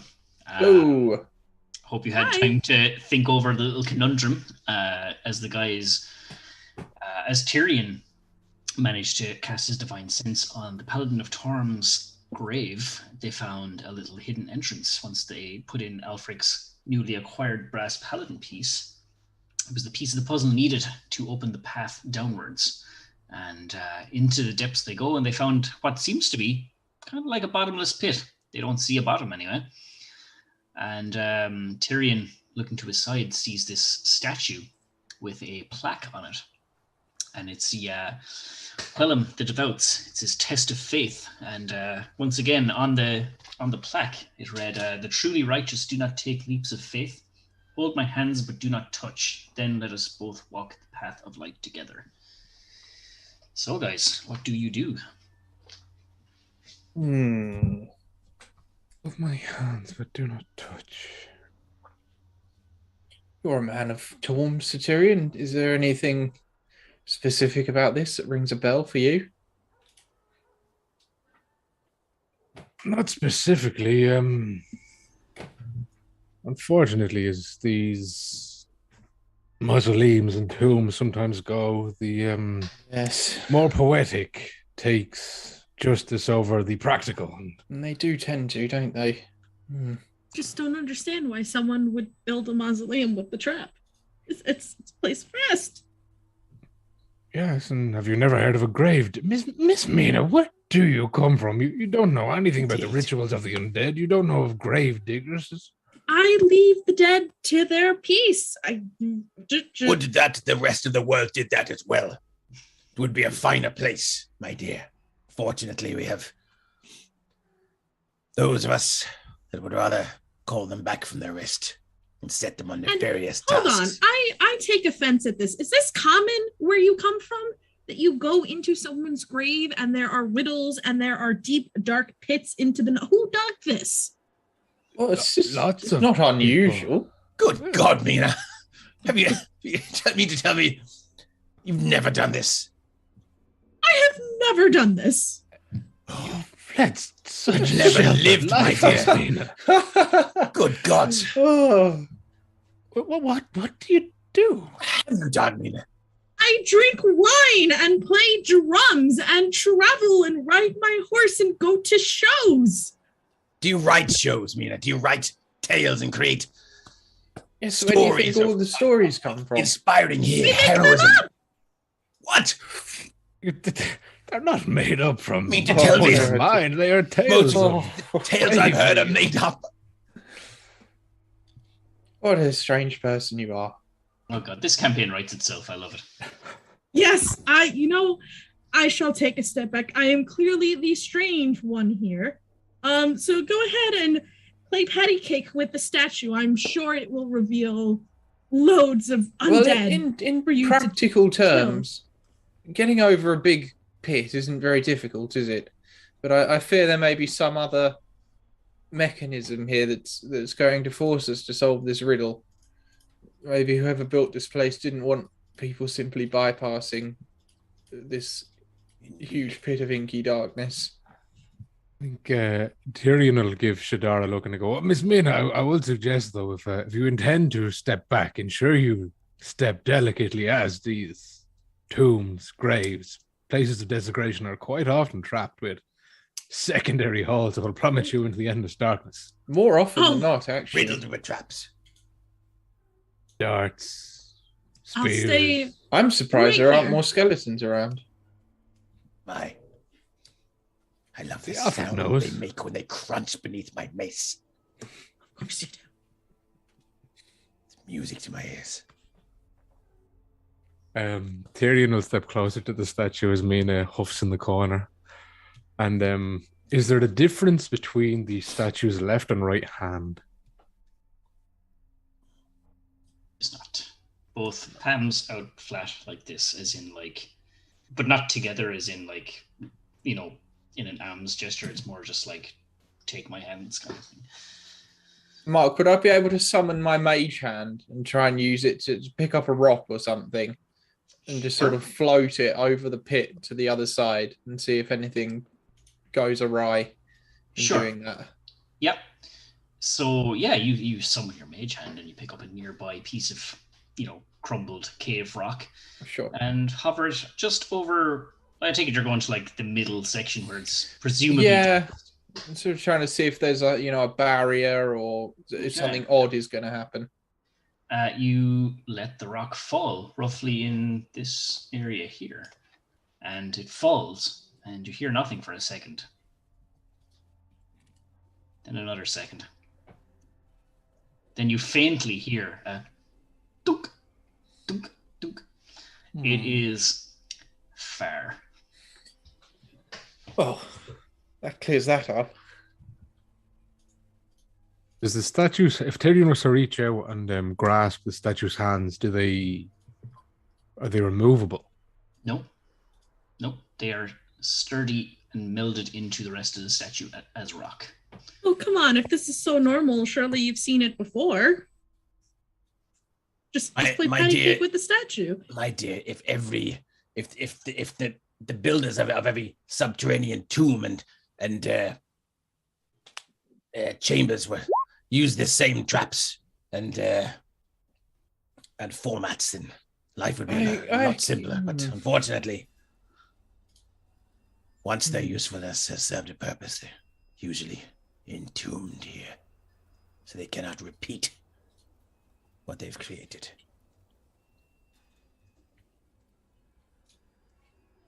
Not saying I approve. I believe we may have offended her, Shadar. I have a magical means that could get us across this pit. It would be quite a lot of exertion. But if we have no other recourse, I'm happy to do it.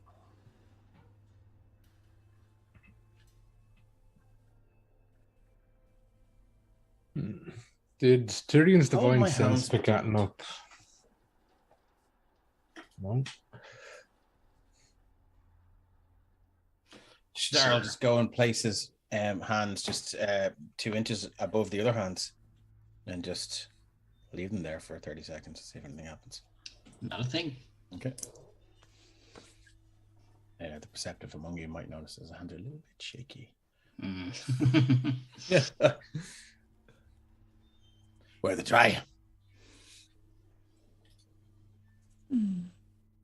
Tyrion goes to the side of the statue and holds his torch over like the creeping along the wall. Is there anything blatant or obvious?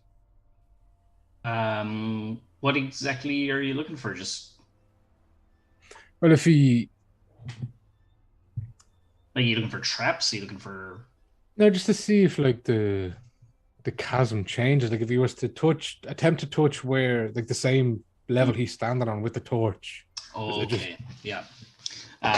Yeah, like I mean, it's like the torch dips below the level where your foot is. It is. There's nothing there.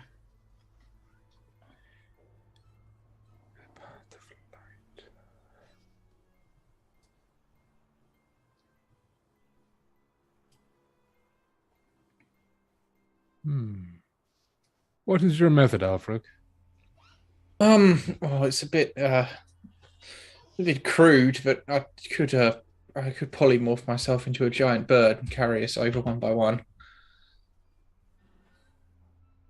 I have a feeling. It doesn't seem. This It just place doesn't may seem be quite prepared. right. Yes, I fear the same. Maybe prepared for such an action. Mm. Anti-magic fields or something I'd hate to see. And that would be quite disastrous over a Plummet pit your of doom, my friend. precisely. Which is something I'd rather not do just yet. I'd rather that not happen to you as well, my friend. So I'll walk to here, and if there's dirt, he'll just kick it out. Okay, yeah. Cover the whole area. Just see there's nothing invisible. No, it all just peters down this large chasm. So the hands are out in almost a receiving fashion. Just like this. Yep. I can't see your hands. Ah. It's like just like this. The hands are just like this. Like, yeah, okay. Yeah, just like this. Yeah, no, they're outstretched like this. Yeah. Tyrion's gonna place his torch on the hands. Nothing. Nada. Okay, my friend. So is this an effigy of Torm? No, it is of a dwarf. The paladin, isn't it? Sorry, the dwarf paladin. Okay. Hold my hands. Tyrion, you know, hold my hands. And you are usually referred to as the right hand of Torm, is this correct? Yes, it is the symbol of Torm. I wonder if it's your hands we need to hold. The truly righteous do not take leaps of faith. Hold my hands, but do not touch. And let us walk the path of light. I wonder if we must hold your hands, said Tyrion. Or would it not be a leap of faith to step off? I do hate these things. What if we? Indeed. Maybe the right hand side is stable. I was thinking something similar, as the torches do light the way. Light the way on both sides, though.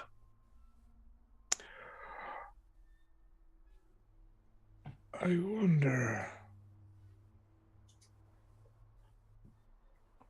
Do you. The path of light.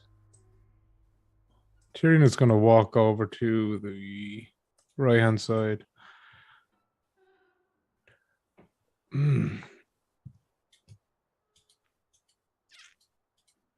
If Tyrion was to step out and fall, would he have an instant reaction?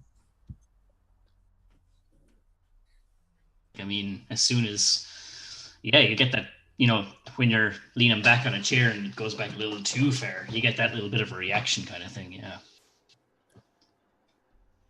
So Tyrion, if it eases your fear, I could prepare to cast telekinesis to pick you up from your fall, if you mean to step into the abyss.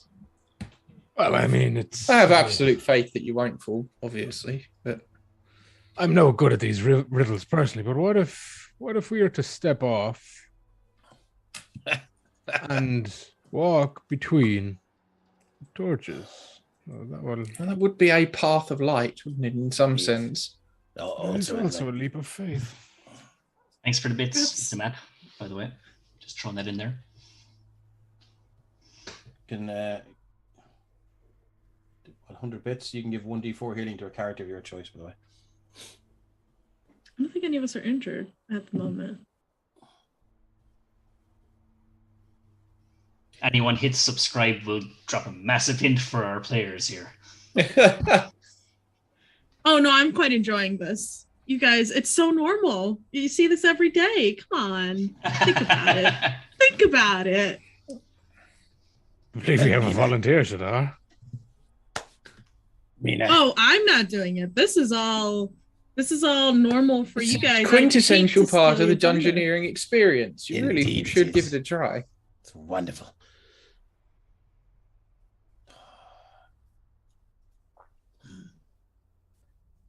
Hot I'm damn, really there we go. rather We stumped. we have a subscription gone in. Thank you. Putting us out of our misery. Almost as if we might I was receive a enjoying spark that of misery. divine inspiration, as it were. It'll be so fucking obvious. Yeah. Thank Will you, be, won't it? Solo, It will. for the gifted sub to Gary5122. Yeah, here's a big hint for you. If you step out there, you will fucking die. I was waiting. I feel That's we've- good to know. I feel we've moved on in leaps and bounds now, my friend. It's come to think of it, the idea of stepping into the endless void is a terrible idea. Well, if I felt myself fall, I could appear back up on the ledge within some distance. Very well. Mark, can you describe this statue again, please? Sure. So this statue is from the waist up, like the one upstairs where he put in the brass paladin piece, is a statue of a dwarf. The only difference is the dwarf in the statue upstairs was holding a sword, whereas this one has its arms or its hands out like this. And there is a little stone plaque right We are beneath. on a hype train. Oh, nice. Hype train. Let's have it. Let's be having it. Choo-choo. Choo. And on this stone plaque, you see a little message saying, Wellham Rockbreaker's Test of Faith. And then beneath that again, you see, the truly righteous do not take leaps of faith. Hold my hands, but do not touch. Then let us walk the path of light together. Hold my hands, but do not touch. Elfric, are there any chess pieces that would be commonly referred to as hands? Not that I have heard of. Obviously, the names for these pieces can vary in different lands, but hold my hands, but don't touch. Can I try holding his hand with a mage hand? Absolutely, you can. And yeah, just as I soon thought as you did that already. No. What did I? cast Mage Hand, and Alfred, as you touch the hand of this statued paladin, its eyes just flash open with a beam of light. Oh. Fucking hell. Oh. I genuinely thought you already did that. I thought that was So the did first I, thing you but did. Also, like, Didn't he? I Gar could've sworn. is shocked because, like, I must say, Sir Tirion, I'm rather stumped, given that never heard of a paladin that would have It's such quite an ability. unusual. Would have thought if the way were to be lit by, would be lit by someone of divine provenance. Yes, it's quite unusual for the divine to rely on the arcane. Indeed. Elfric, you lit the path. I believe you should go first. And, Certainly. I have the utmost confidence that it will be sturdy. But Aelfric, I do request concentrate on that hand while we cross, would you please? Yes, indeed. Oh, you don't need to worry. I'm a very gifted telepath, telekinetic wielder. Anyway, let's go. yeah, and this walkway of light just manifests itself as you guys walk across. You get to see a little bit more of this cavern. Excellent. This is such a Mina does it. sense. Let's keep that hype train going, guys. 63%, by the way. It's the solving of this puzzle knot. See, Will Mina, thrill you this- in there. This is fun, Our isn't way. it? Overground adventures do not. I'm so very thrilled. This is the Exciting happiest day stuff. of my life. It's so exciting. I am The well thing to versed. remember, Mina, is that Sarcasm, Mina. people don't build these contraptions unless there's something worth hiding. Yes. No sooner do you say that, Alfred, when you turn the corner. Sorry, Mina, I cut you off. I don't know. Go for it. As you're kind of chatting to Mina and you turn the corner, you see a much more, like, modest coffin laid out on a tattered old rug. And Tirion, right beside you, you see a little altar. And you see a little tattered leather book on it. And on the front, it has the symbol of Torm on it. Underneath the symbol, it says, The Journal of Wellham Rockbreaker. Well, let's pick up that journal and have a let's see if you pick up the journal and see if he understands the language that is written in it. It's in common tongue. Well, then he will read. All right, I'm going to show this to everybody. Cool. If that is okay with you, Tyrion. If not, I can just... No, of course. Okay. So you open this up, and yeah, there's only a couple of pages in it. The rest have been torn out. I'm going to show this to you now. Oh, joy. And it reads, Paladin of Torm, my brother. By reading this tome, firstly, you've proven your devotion. But secondly, you have shouldered a burden that spanned for generations. Let me tell you a story of brotherhood and vengeance. It was a crying shame when we laid our fallen brother to rest. Though retired, he always wanted to leave this world wearing his suit of armor, so that he may be appropriately dressed when he stands before Torm in the next life. But no, he was robbed of that privilege by a disgusting, cowardly demon that stabbed him in the back. We were an outfit of 5 paladins, pushing on in age, but our sword-wielding hand had was still steady and swift.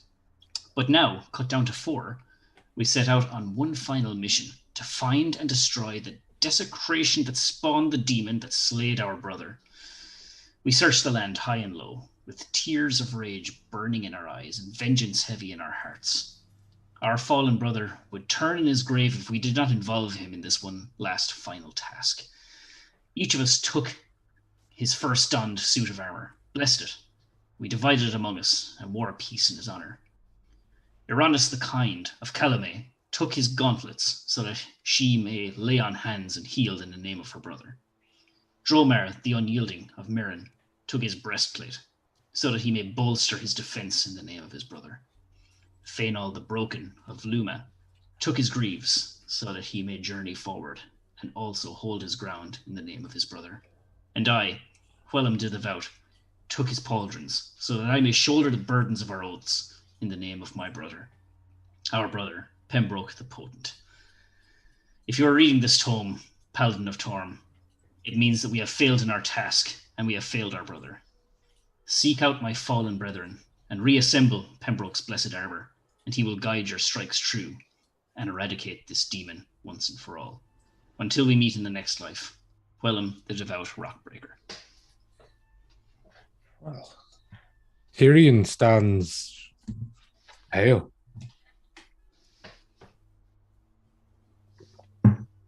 What you got there?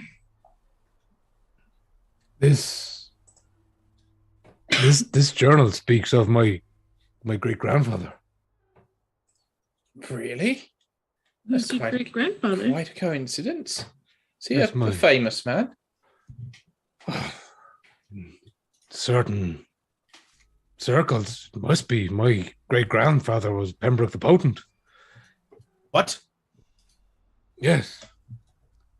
As little I may have briefly said before, I come from a long line of paladins, and Pembroke was my great grandfather. My friend, you have been guided here for a reason. So it would seem the gods do deliver. This It is does glorious. seem like more than coincidence. This is glorious. Amina's gonna kind of glance at Tyrion in the book and then at the tomb and say, "Is that him?" I always believed that he was buried in the family plot, but I could not know. He'll step towards it. I don't think you'd recognize him at this point. Well, I never met my great grandfather. He was on his death. My father was but a child. That is, his death is where my sword came from. Well, that is a story from the time. My friend, if you need it, I have the ability to speak with dead. Only if it's deemed appropriate and acceptable by yourself, but I'm happy to lend the Raven Queen's power to this endeavor. Yes, I believe, but I don't believe this will be the resting place of my great grandfather. I believe this is. But this is one of your grandfathers. Yes, companions. Say good companions. The Rockbreaker. Yes, well, I will only cast a spell if giving you a blessing, my friend. Let's see, and he'll attempt to open. Okay. And absolutely really appreciate that absolute blaster of a comment, Dave, to his enemies known as Willem Dafoe. Oh, God. That's good. Yeah, you crack open this very modest looking tomb as opposed to the fancy stone engraved one up above. And inside Sir Tirion, as the dust just comes up over your face and you just bat it away, you see unmistakable skeleton of a dwarf, and wearing his own suit of armor, but in his bones that are now, or his hands that are now just bony fingers, is a set of pauldrons.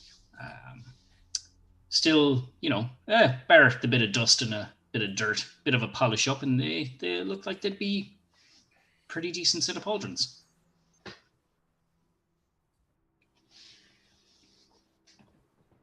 think Tyrion will take a minute to compose himself.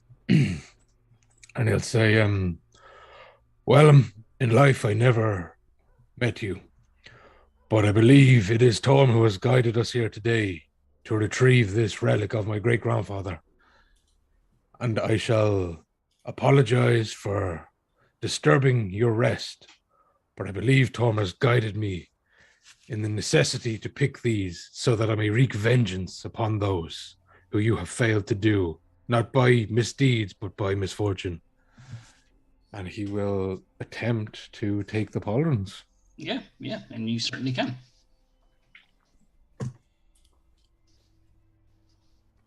And then after he takes them, he will close the casket and say a prayer to Torm in, common. Okay.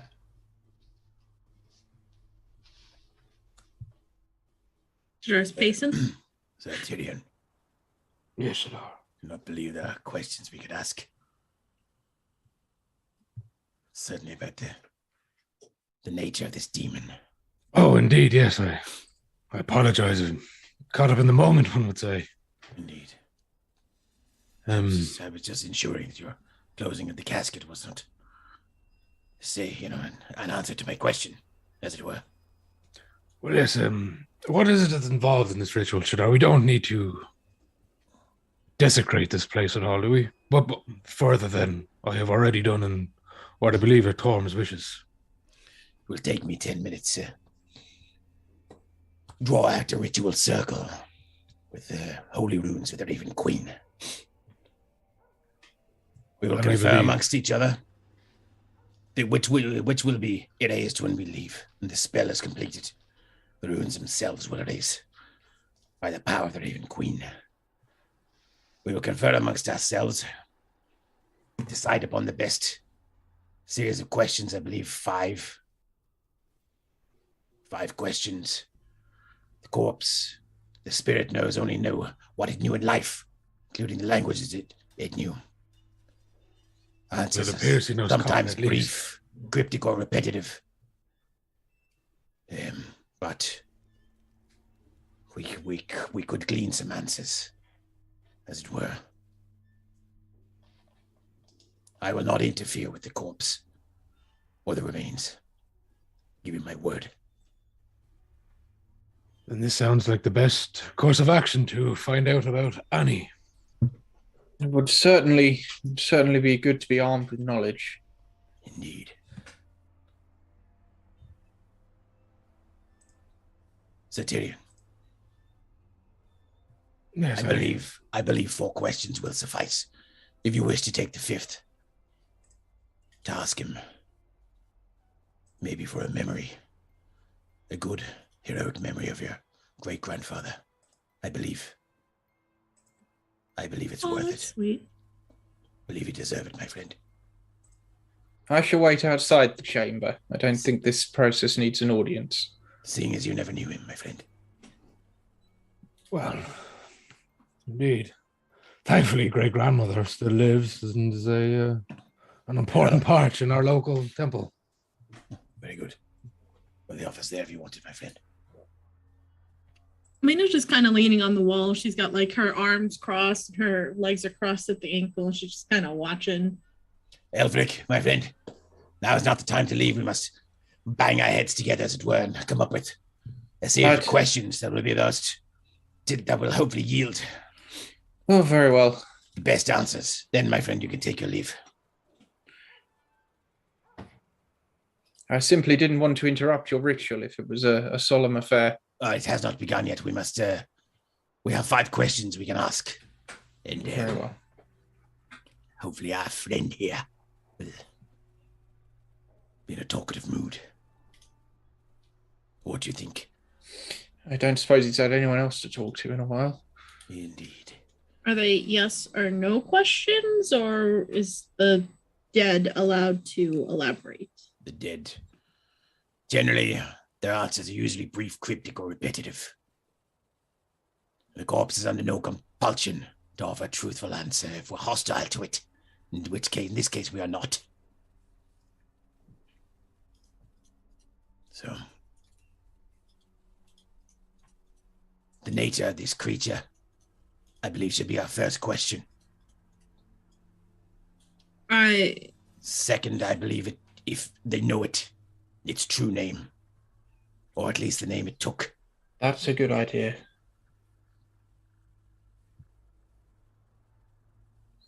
Perhaps how to find it, and if they are aware of any weaknesses. Seems like something you guys will eventually chase down. What do you think, Tirion? Yes, yes, they do seem like good questions. Let me write them down.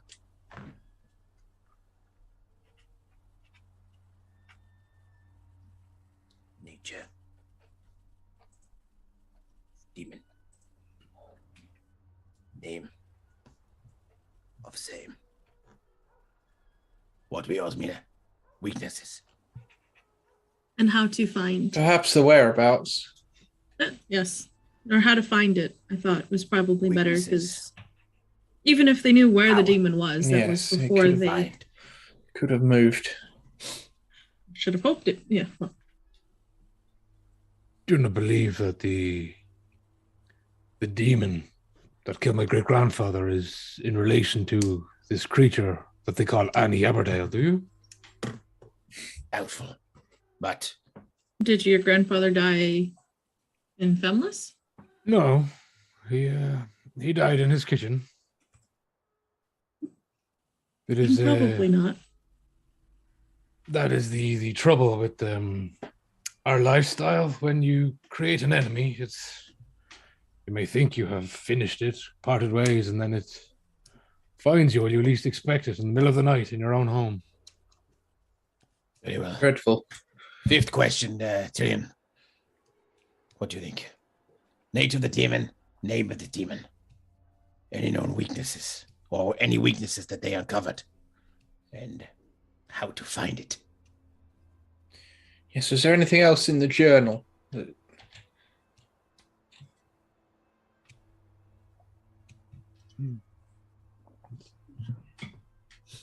Scan back through it.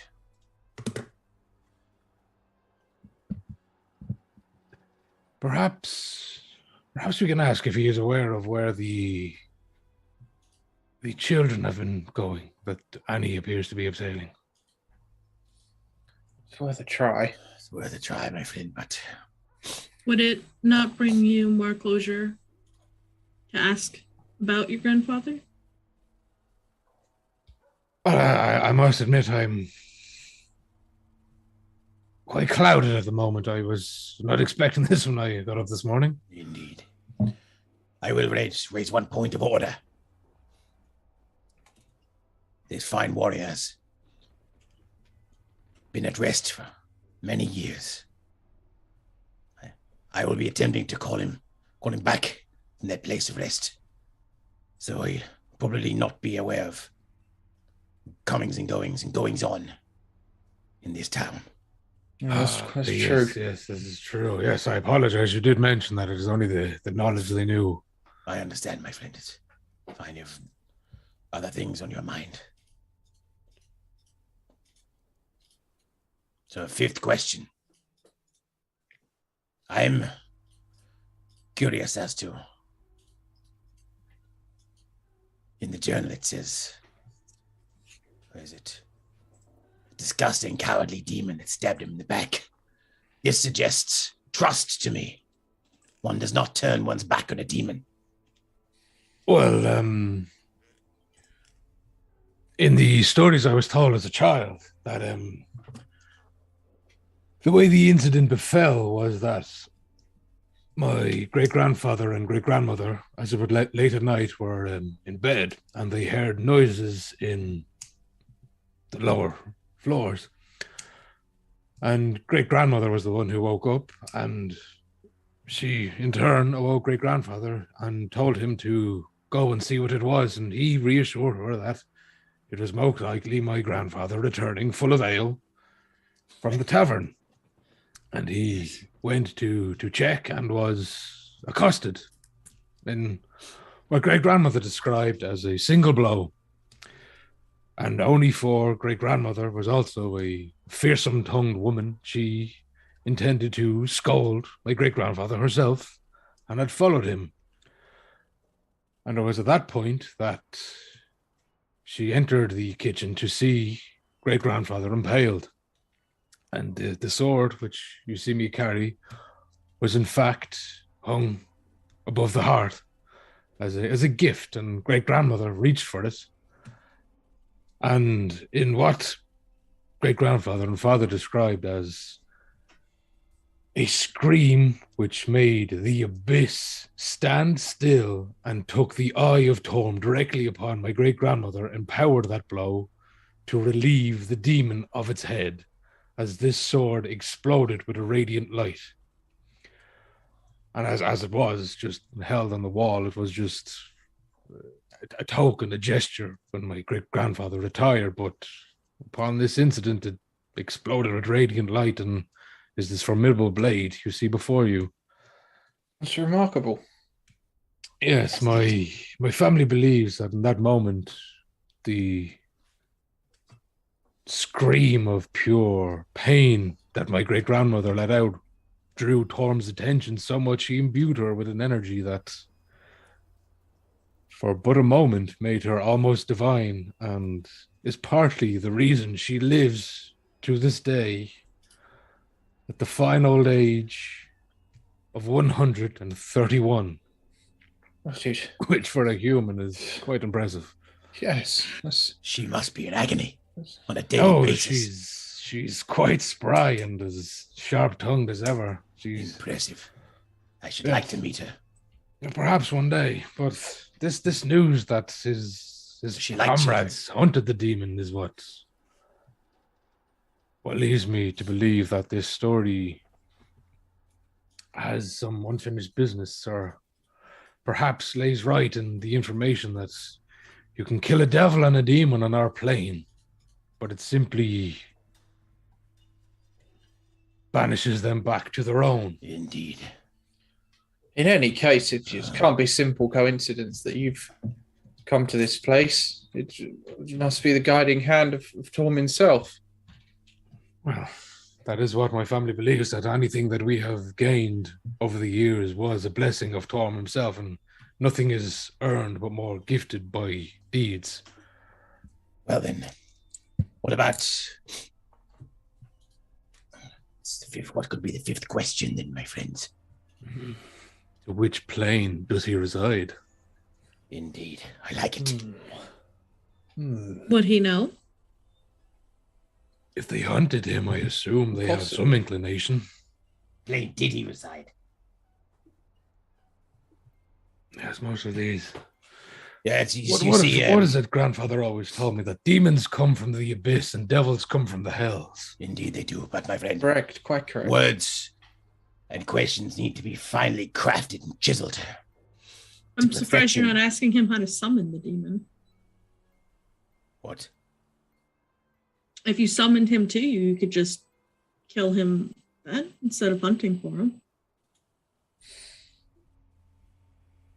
Am I wrong? I'm not much of a demon hunter. As we've just, She's we could enjoy but you could playing him again. People know about summoning demons. Me, absolutely nothing. But don't they get summoned? Don't you call them? Yes, but unfortunately, that leads to the infinite loophole of relieving him of his head to have him reappear in his home plane. Oh, then why try to kill him at all? He would have been the first to die. Are we correct here? Quellum. So he would not know the location of the other tombs, given he was first to die. One would assume such. Very good. So, I think the fifth question should be, on which plane did he reside? If we were to ask on which plane does he reside, the spirit may just say that they currently, in this time, they do not know the answer to that question. This is true. But in the time in which they resided, we should ask which plane. Sorry, yes. Which plane did he reside? It's fine by me. This strips you of a final question, Sir Tirion. One of familiarization and... Well, if anything of the tales of Pembroke the Potent passed down upon generations of the Temple running to go by, he was a mighty man. He didn't get that name for no reason, should I, Indeed. Very well. Shall I proceed with the ritual? Yes, do.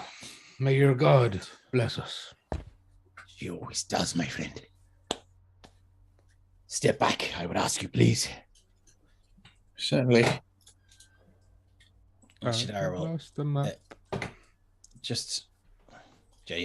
Perfect, just 10 feet or so. And Shadara will cast Speak with Dead. So let me just drop one of my spell slots. This is a 10-minute ritual. Sorry, it's a 10-minute spell. I can't cast it as a ritual as far as I can see. Shadara will circle the grave and the tomb, and he will draw out 2 concentric circles, one slightly larger, one slightly smaller, and in the 2 lines between the 2 circles gone round, he will draw out the necessary runes and entreaties to the Raven Queen, and then he will place himself here on the outside of the circle. Sorry, let me just use my Alt key there, and he'll put his hands together, and he'll take his holy symbol off, and he'll wrap it around the fingers and drape it over his hands, and he'll begin to cast Speak with Dead. Okay. And as he does so, he will say, let me just pull out the thing. He'll say, I am the voice of the Raven Queen. I speak with her authority and power. Noble and holy Willem Rockbreaker, also known as the Devout. I humbly, and with the permission of the Raven Queen, call you forward.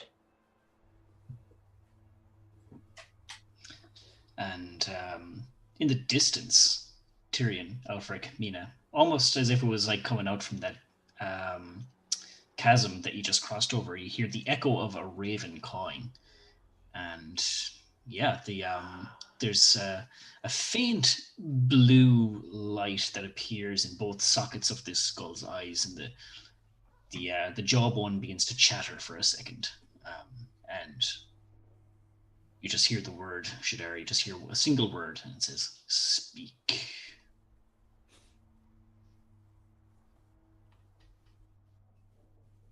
Willem Rockbreaker, tell us everything you know of this demon that stabbed your brother in the back.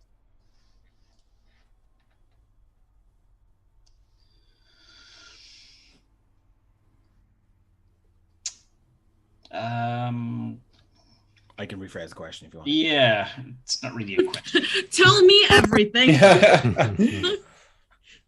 I presume I'm just looking at this, but No. You're right. Sorry.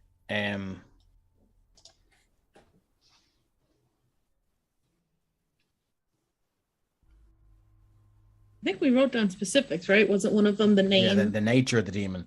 So, what do you know of the nature of this demon? And it takes a second for like the I suppose the jawbone to kind of loosen, but it doesn't actually move as if it's saying the words. It just kind of goes up, and it just opens, and then the words kind of come out, kind of way, and closes again when it stops speaking. And says, "The demon is slayed. We searched for its master. The demon was relieved of its head by the wife of Pembroke the Potent."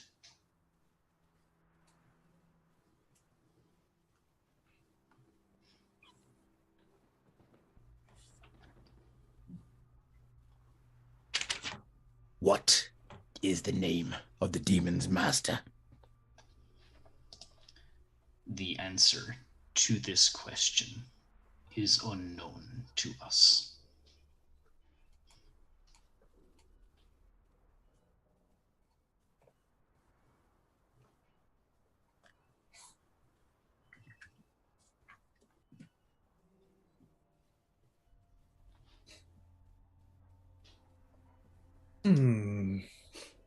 I'll turn to Sir Tirion and just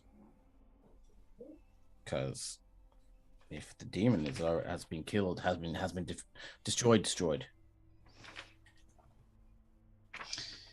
I will just have to just drop one of the questions and ask. So they don't know the nature. They don't. Okay. Where did you hunt the master?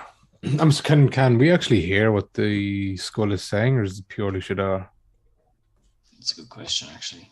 I mean, I think it's flavor really, because I would tell them anyway. Oh, okay. But I have to be the one to ask. That's why I was wondering. Yeah.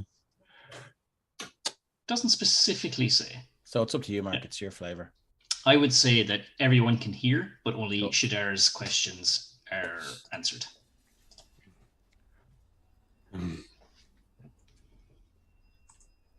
Where did their hunt lead them, Shadar? Or did they the hunt for the master?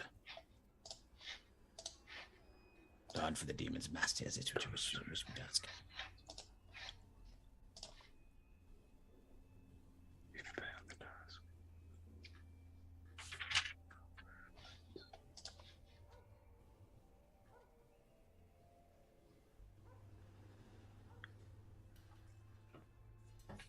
Sorry, are you going with that question, Shadar? Sorry, I'm just waiting for a Tyrion to confirm. Yeah, okay. Sorry, I was waiting to confirm if you asked where they searched. Yeah, so like they destroy the demon. So you're asking me to ask where they searched for the master. Is that correct? Or they searched high and low.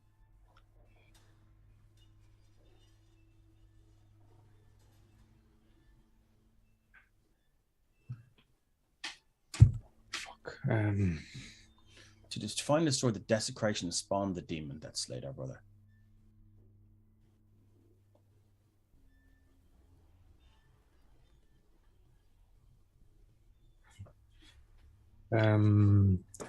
Where did they find? Yeah, where did it originally spawn? Yeah, what was the first instance? So we've asked nature of the demon. Name of the demon's master unknown. So we're asking for. So if they don't know the name of the demon's, well, maybe they do know where the demon's master spawned. Yeah, where the spawn. Do you?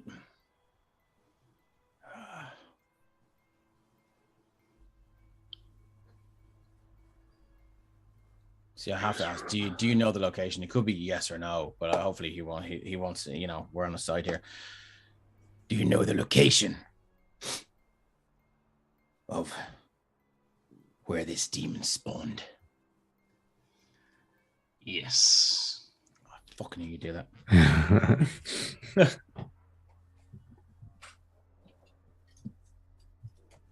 She said, instead of I know. know. Yeah. Yeah. Yes. What is the location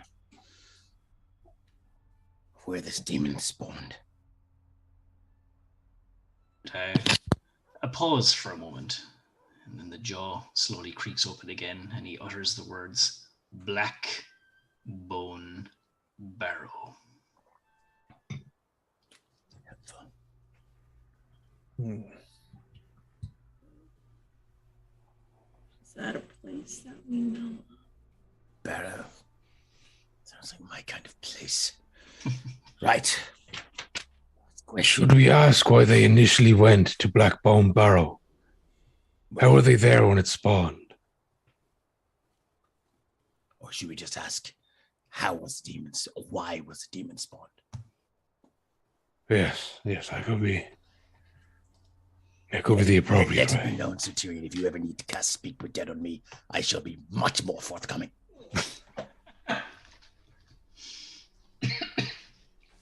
Very well. What are we going to ask? Let's get the wording correct here. Why? Mark, have I been to Blackbone Barrow? You'd have heard of it, I'm sure, in your travels. For anyone unfamiliar with the map of Castonia, Gizcog in the chat there has a link up for Castonia and the Four Dukedoms. You can click on that link and it'll show you a map. What is the last question, yes. Sir Tirion? Pardon, sir? I'm just talking to Sir Tirion. Oh, Just repeat the last question to me. I'm tired and addled. Did not sleep well last night.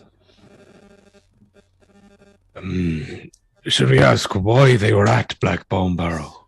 Why they were at Blackbone Barrow? That's what it was. Where the fuck is? Well, I'm Rockbreaker. You are a fine example of a paladin. It's been my pleasure to communicate with you. Why were you at Blackbone Barrow?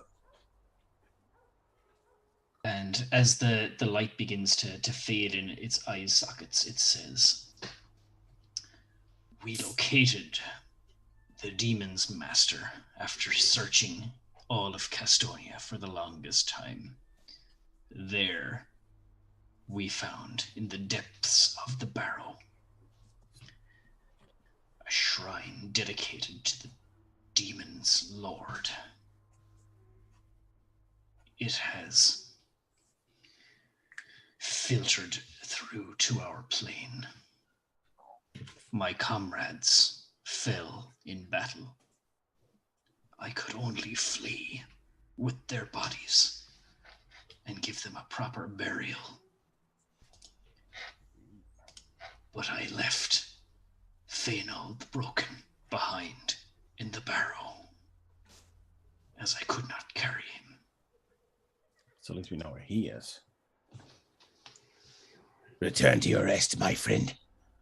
You have earned it. Yeah, and just as you say that, he pieces out. The eyes fade black nothingness again.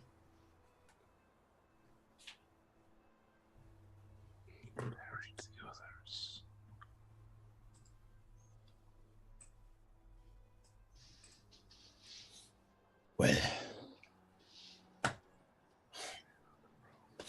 Jar will sink down to his knees and just crawl over here. It took a lot out of him.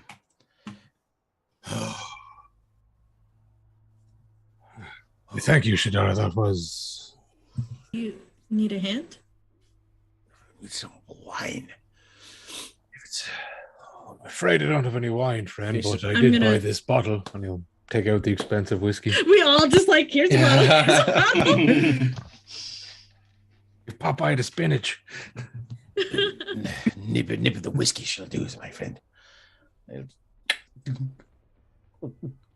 Put it back in. Thank you, my friend.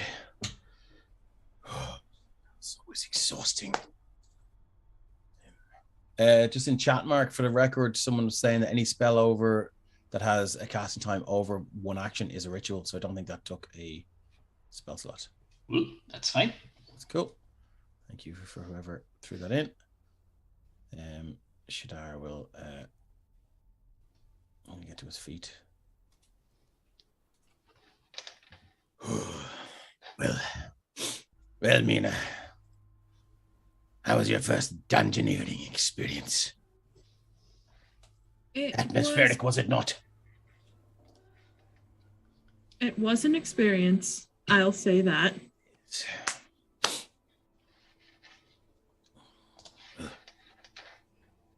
Yeah, Flick, we couldn't have done it without you. Always my pleasure. It's been quite a fascinating experience. I'm glad that Sir Tirion has been able to discover this place. It's of special significance to him. Yes, as am I. This is very rare that you can actually find roots or companions of your family's heritages. Since this happened to my great-grandfather, it is tradition now that we don't use our family name anymore, so that we may not be followed home by the unwanted and the fiendish.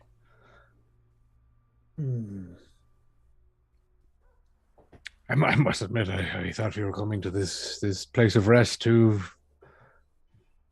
dig a grave or find the bodies of some children. I didn't expect to go into my own past. Right, so sorry, people are saying it's not true about any spell casting time being over being a ritual. So look, just Can't really err on the side of caution. I'll just knock a spell slot down just for the crack of it. We'll read into it later anyway. Yeah, exactly. Yeah, cool. I can't really give a comforting pat on the shoulder, given that it's all armor, but I guess symbolically, Mina will kind of do it anyway, just like thunk, thunk, thunk. If you ever want to talk about it, or if you need a hug, I'm here. Of course. Very kind. Perhaps we should leave Wellham to his rest and Yes. make our way out. Is the path of light still there before it takes? Oh, it is. Yeah. Oh, that's good. Whelham's not a total jerk. You said sorry, Mark, you said the journal had a lot of pages torn out. Was that like they tore out the pages in front of this passage to leave it so that this was the only thing that someone would find, or has pages from behind this been removed? Behind. Oh. That's why I asked. Indeed. Well, we're heading out, right? Okay. Yes. Let me All clear. We're out of here. Have a Six Flags day. jump you up back to the graveyard. Boop. Oh, wonderful. So much better. Smell. Turned earth and tears. Is it like turned on? Turned earth and tears. Right, and you end up back at the top of the mausoleum. So we didn't find Annie. Yes, now about this ghost you were going to exercise. Yes, I could use some exercise myself. While the others are probably talking as you come up, Tirion just wants to check all the headstones in the graveyard, and just to see by any chance, is Ironis the Kind or Dramar the Unyielding on any of the headstones, as he said he buried them, or he had to leave Failnall behind. Yeah, you search all the headstones, none of which bear those names. Better to check. As you saw already, the one with the pumpkin beside it is Annie Aberthail, but you investigate the two beside it, and they say Abigail Aberthail and Autumn Aberthail next to those two. Sisters in the family plot. Okay.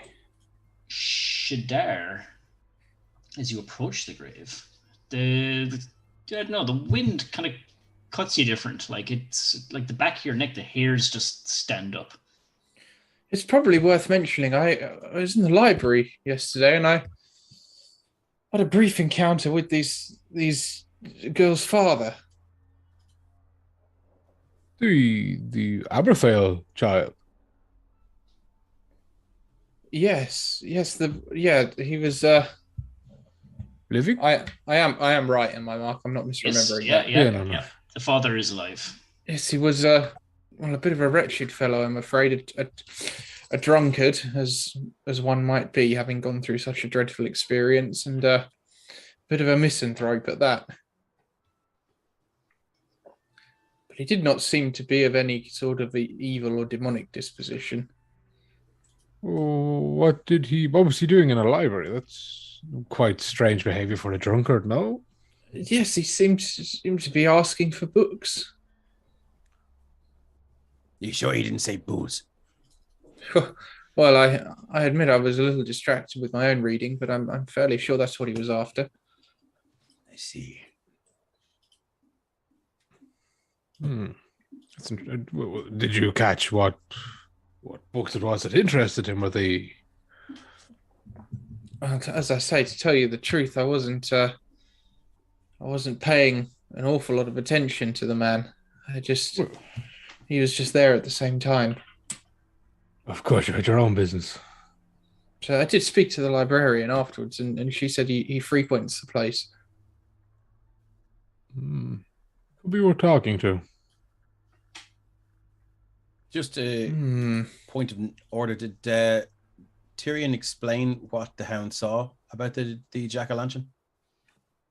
Sorry. Yeah, in the house. When we were questioning the child, he would have explained that. Pointed out everything that happened. Very well. Here it is. And as he walked up and got that vibe from the wind, he would turn to his companion and say, "Anyone else feel that?" It was just you, and it was an odd feeling. Like that feeling when you feel like someone's just literally breathing down your neck. It's like I shrug, and yes, you turn and there's nothing there. Shadar will just kick the jack-o'-lantern over. Right. Not like to destroy it, just as if you put your foot on something just to turn it over. Okay. Yeah, you tip it a little bit, and it falls onto one side. It's not lit. You can see a little candle in there. The wax is kind of already molded to the base of the pumpkin, so like the candle stays intact. I'm loath to engage in rituals, but it's one wishes to converse with this demon, to draw it out, and maybe igniting a flame within be the best course of action. In the pumpkin, you mean?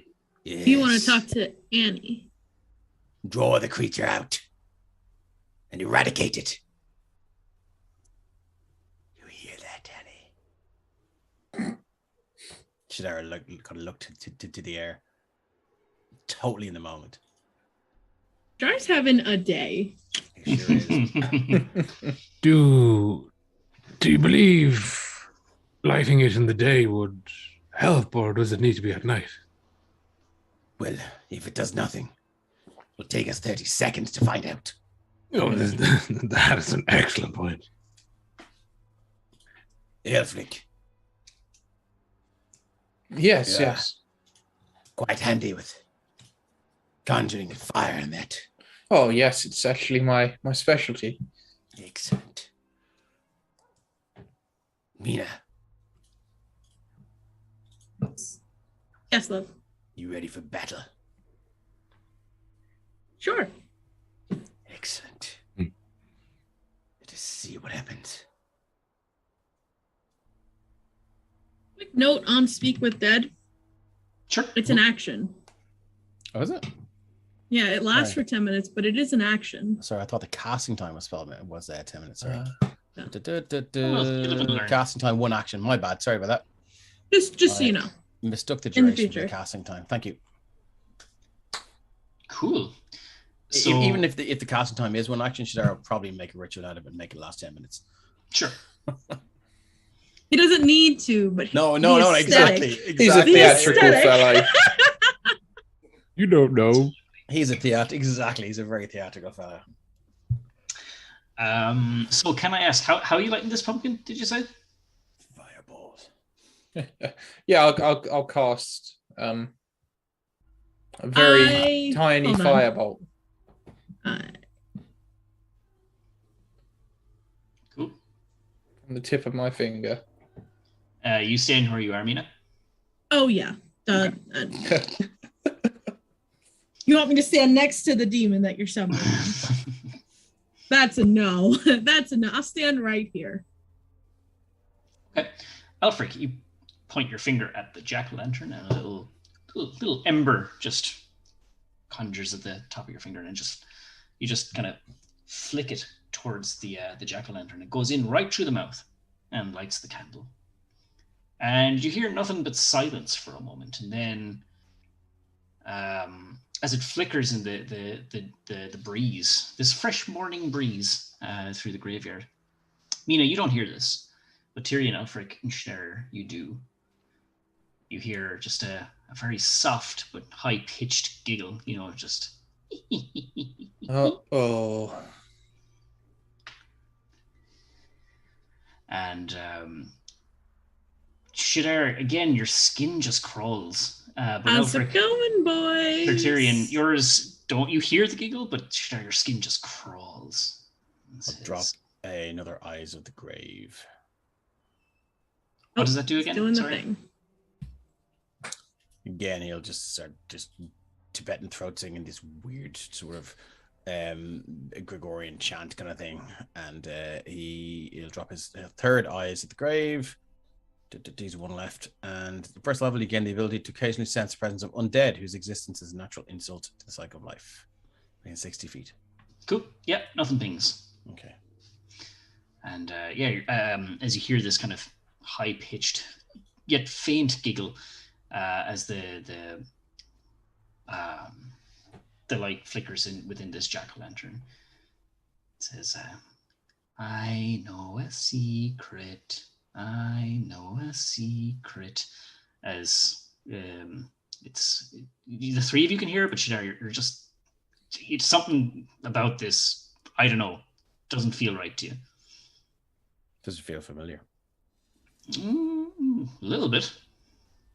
Does the voice sound like Yennefer? No, doesn't. Sounds older, but still young, if you know what I mean, like maybe like a preteen. Does it sound like a voice I might have heard a long time ago? Makes you feel like a boy. And that's why it makes your skin crawl. And then this light in the jack-o'-lantern, it just erupts into flames, and just the flames is spilling out the mouth and the eyes. And I get it, meaning you can hear this bit because the voice shouts this, but it's a symphony of voices. It's a couple of voices that says this, different young female voices, but they just shout out, "We know who you are, Shadar Vicanus. We'll burn your flesh and eat your bones." And the pumpkin just explodes. You had your chance. Yeah, pumpkin just explodes. And is this the grave of Annie? I'll just take his mace to it. And then just stamp on whatever remains of this thing there are. That was unexpected. It's a day full of joy. Yeah, it's rather unnerving. Is that what you thought would happen? No, Shadar, I believe it is pertinent to the situation that you perhaps reveal Chewing on his fist now. what that may be in line.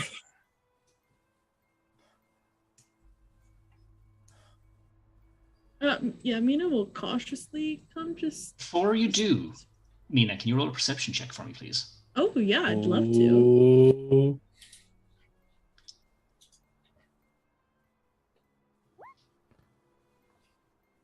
Oh, nice. With a 20. Yeah, so this just as this. Oh, sorry, that's just C for some reason. Let me fix that. That's what, sorry. I rolled an 11 for a 20, but it was just C for some reason, so I just Oh, switched okay. it to be So yeah. So it was a dirty 20 for a dirty 20. Yeah, so like literally as this pumpkin explodes and you hear that that chorus of shrill voices yell at Shadar. I don't know, you just kind of shrug and you look back like towards the way you came in over this way, and way back towards the entranceway. You see a dog, or at first glance, you know, it would have looked like a dog, but you look back again and this dog has the face of a person. Oh, Mina's gonna scream. Jesus. What? With kind of weird tusks from the lower lip, and it just exhales just hot steam. Okay. And it so just, I would have been there, I think. Yeah. So I see it like down here. Yep, right down there, and it just exhales this hot steam viciously, kind of, and it so Mina, it turns tail and just doesn't run away, but it scurries off. So Mina definitely was walking towards Shadar, looked over her shoulder. Shadar will run then if he hears that. Yeah, I don't think Mina would have run towards it, and if it's running away, what did you see? Where is it? Is it still there? It's gone, but you know the general direction it went in. Where? It was a dog with a head and a tusk and the wild boar, you mean? No, the head of a man. Shadar will run as fast as he can so you can see anything. Cool. Okay. You hear, you hear an eruption of shrieks from townspeople as you follow those. All right. I'm going to bring you back to the town map. I saw the price of gas.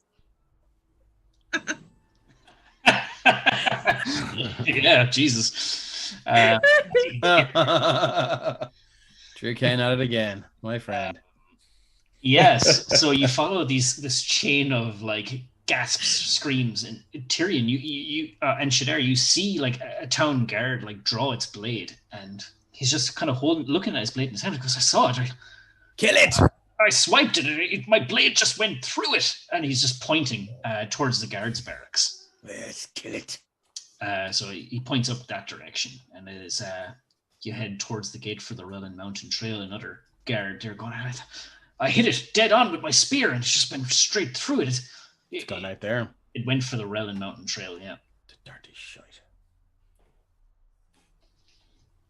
Obviously, how fast was it traveling, men? How fast? Very, very fast, and it managed to swipe it. So it had a child in its mouth. What?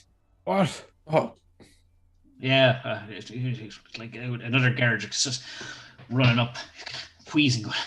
He grabbed a child as it ran through the streets. What child? After it, my friends.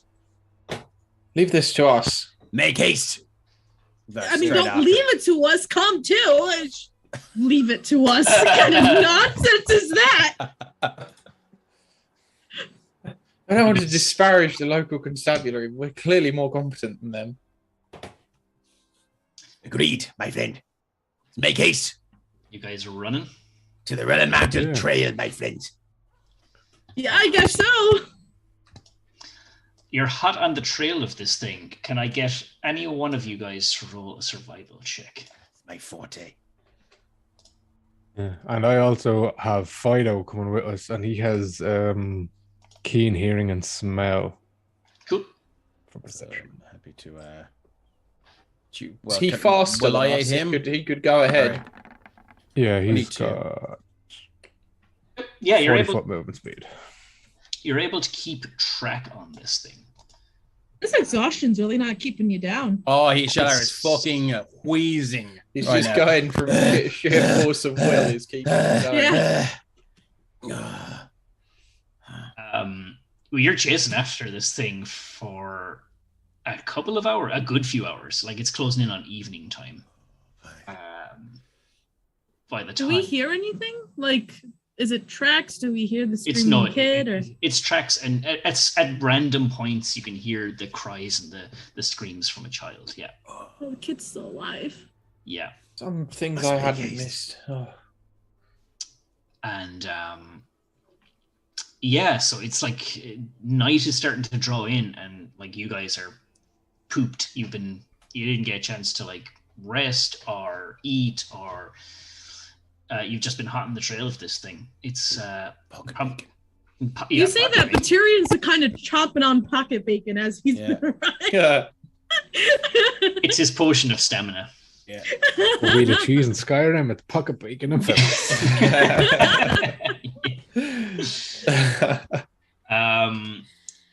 So as night draws in, you're heading the Relin Mountain Trail. It divvies in two paths, and it did so earlier.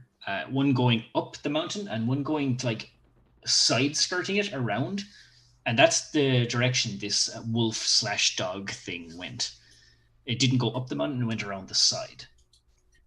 You follow it for a couple of hours to a point where you're in this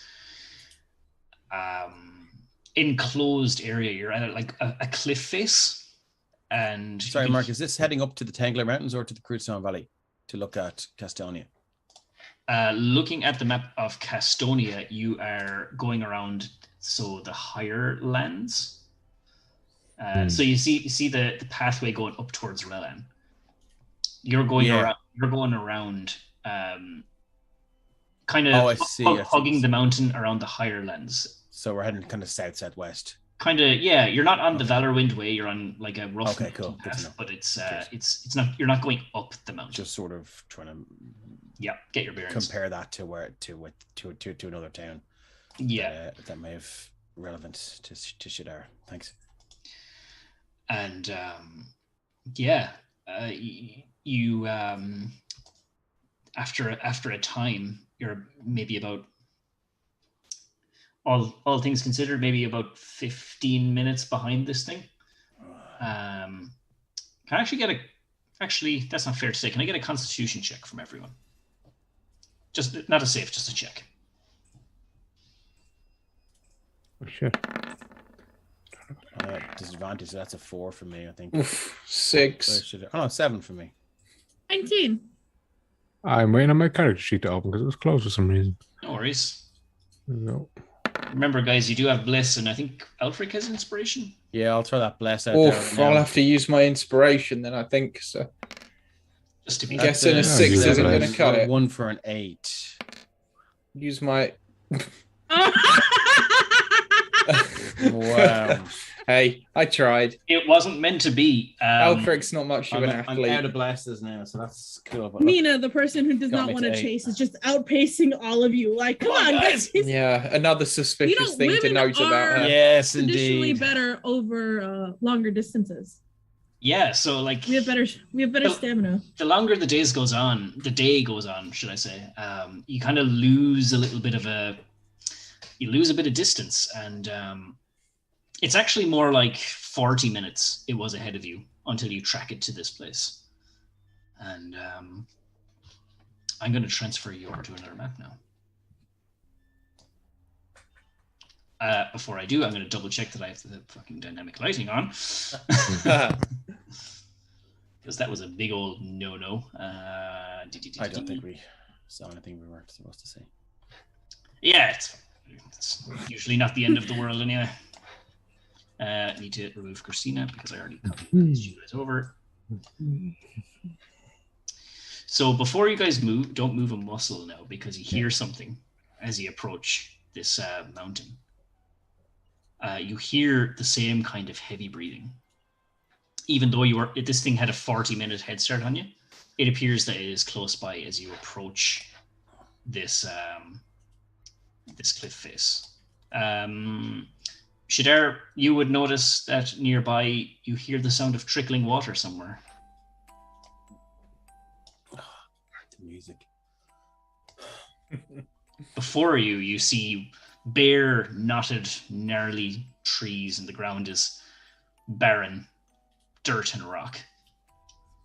Before you, right in front of you, you see the side, the cliff face of Relan, the mountain. And you come up in this kind of valley. So it's blocking a lot of your vision at the moment, but there seems to be more around the corner. Namely, that heavy breathing. Is this a cliff face here to our right? Straight ahead. Oh, Mina. Oh, sorry, did I step too far? You did, and you see something. Roll a stealth check. Oh, cool. I don't actually see anything on the map, but I will. You should do. You should see a little token. I see nothing. Oh, well, let's roll stealth. I can roll stealth anyway.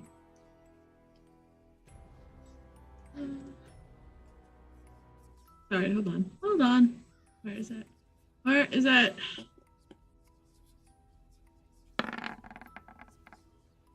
Oh, nice. A 24 Very for nice. stealth. Okay. You turn the corner, and if you can't see it, that's fair enough, but you... Oh, I see it! Sorry, Okay. I'm looking the wrong way. I see it! Something is right by an entrance to a caveway, and it is fucking huge. Oh, I will, like, It is. 100%, like, put And my arm up and... It has not seen you. Not with a 24 for stealth. With my perception, clock Mina's reaction. Oh, yeah, sure. I will definitely try and stealth them. Oh, I feel like I put my arm out and, like, my finger to my mouth, Disadvantage just on like... everything I do though, because of my dream. That's a natural one. What are you doing? I go to move, and then I obviously drop my whole drum kit that I was carrying, including cymbals, and fall over it. Why are we slowing down? The child must be near. I mean, Oh dear. Oh, jeepers. Sure. Oh my god. It definitely saw us now. Yeah, it saw us. I don't think it saw us. it did. see Definitely heard you. I don't think it. But it could have heard us. You hear. What is it? You What hear is that? this. I can't fully see it. I just... Oh, Yeah, it's nighttime now, so it's quite dark. It's big and it's ugly, and I think it's carrying like a Mark, whole fucking tree can you trunk. shift plus hold? Can you shift and ping so the guys can see it? Shift and ping which, sorry. So shift and ping whatever the creature is there, so chat can see it. Oh, my bad. Should be right. You should be able to see it right there. If you hold shift and do a ping, it should draw chats. There you go. On the thing, yeah. So Shadar, as you drop your entire drum kit and cymbals, Yeah. and all the percussion instruments. Can I run as he does that? Like, Sure, just kind yeah. of Damn it, my knowing triangle. that he has dropped everything, I want to run like definitely out of sight. Hopefully, Out nothing of sees sight, Shadar and and not you me. run that way. Okay. Well, that's fair. Today Mina might runs be a into the- good day to die. Mina runs into the fray as Yeah, you know what? That is closer, but I'm sticking with it. I was thinking that Shadar was here and he would see it that way, but this is not a wall. It's just a groove on the ground. It's fine. Very Yeah. well. Panicked anyway. Yeah, What's this the thing. problem? Oh, Tyrion, you're about to hear what the problem is. Some As beasts it from the sees Netherlands. Shadar, you just hear this tunk, tunk. Shadar, Mina, you see this giant creature just hit a club into its hand, punch it over its shoulder, and just goes. And let's be having some initiative. I'm gonna just do a quick time check with our stream. Are we okay to go for another little bit? I'm okay to go for a while. Is initiative an ability check? That's a good question, actually. I think it is. It's a dexterity check. Yeah, let's Yeah. do the second one then. Yeah, I'll take the first one. It's a 8.15. If we're staying on for 1 second, just give me 4.15 2 minutes to run to Yep. the bathroom. Going to get a bowl of wine. I take back everything I said. It wasn't weird today. You guys are so amazing and normal and brave. And go kill that I'm going to assume my false life temporary hit points have long since expired It by would now, have. Mark. Yeah. Albrecht, what did you get for initiative? I didn't see you on Sorry, I forgot to click my token. I got a Okay. 4. I'll add you in. Was it a Thank 4 you. point anything or 4.1? 4.15. It Yeah, should thank also you. has to be changed to 8.15 as well for the first roll. 8.15.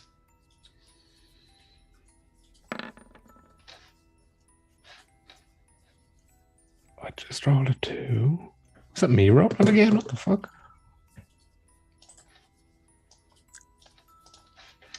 You've got the 2. Let me see who is going first. It is I our. think it's your creature. It Not is. fucking me. Oh, one of your creatures, because you've got 2. Yeah, there was 2 creatures there. Go figure. Go figure. Let me just pop up their character sheet real quick. Should have had that prepared, but I didn't. But here you go. Yeah. So this thing coming around the corner is just gonna. Shadar, there's 2 of them. Sorry, back. 3, 4, 5. Are we okay to stay on? We're good for a little bit. Cool. Yeah, this thing is gonna let out like a bay. Can I get everyone to get a wisdom saving throw, please? Oh dear. And our saving throws at a disadvantage at 1 stack of exhaustion. No, they're not. Okay, Possibility. that's something. I am going to use my bless. I'm gonna give myself. I'm Okay. gonna use Kira's bless. +5 on that wisdom cause. save, Dave. Nice one. Okay, 24 for Alfric. That's a 21. 16. Did anyone get below a 13? No. Oh, My friend. Right. You know, you feel like it might have scared the bejesus out of you, but you guys are all good. Never. Not for Tirion. Nah. That is all it can do. It actually gets an extra 10 foot of movement, so it's going to come there. Next up, then, is our good old Clobber Ogre. Dave, Stephen, you've seen one of these things before. Oh, Has he got a hat? Not this one. Not this one. Yeah. Cool. Doesn't have something writing on it, does it? No, not this Okay. time. 1, 2, 3, 4, 5, 6. Now I see it. there he is. There Remember he these, is. lads? Does it get a reach attack? I can't remember. like a 20-foot reach attack? That's a big reach. It 15? cannot. Let me see. Angles. Can't hit Tirion, so it's going to stay put, and that's all it can do. It's like just big old club batting it in one hand. It looks like there's bits of metal chunks in this big old club, and it looks like it's been looking forward to clobbering something for quite some time. It's clobbering time. Indeed. It's clobbering time. Mina, it is your turn. Excellent. So that's 1, 2, 3, 4, 5, 6. And I am going to cast Fairy Fire Okay. to hopefully catch both of them. So I'm going to need a dexterity saving throw with the DC of 17 from both of them. Jesus, that's a good DC. Thanks. Guarantee that ogre is nimble as fuck. No, it got a 3. It gets both of them, actually. Yeah, I'm gonna roll for the hound. I'm gonna use my bless on that. 17. All right, well, that's Thanks for the bless. fine. That's So fine. it's just the ogre that is affected by. I can't use my bless to counter your bless, can I? Probably not. Nah. Okay, so one of them is lit up. And then I'm gonna say, Sir Tirion the Brave, surely this isn't a match for the right hand of Thorm, and give him a bardic inspiration. What color is this ogre now? Purple. Nice. No. Purple's my go-to, but everything that's bad is purple. We're gonna go with, do I get pink? Pink. Green or violet? That's nice. You can give me pink, I'll take pink. Let's go with it. Yeah, pink sounds good. Alrighty. Anything else from? Sorry. Are we allowed to use our channel points for each other? Oh, I'm going to say no to that one. Okay, good to know. Save them for the other streams. Cool. Grant, good to know.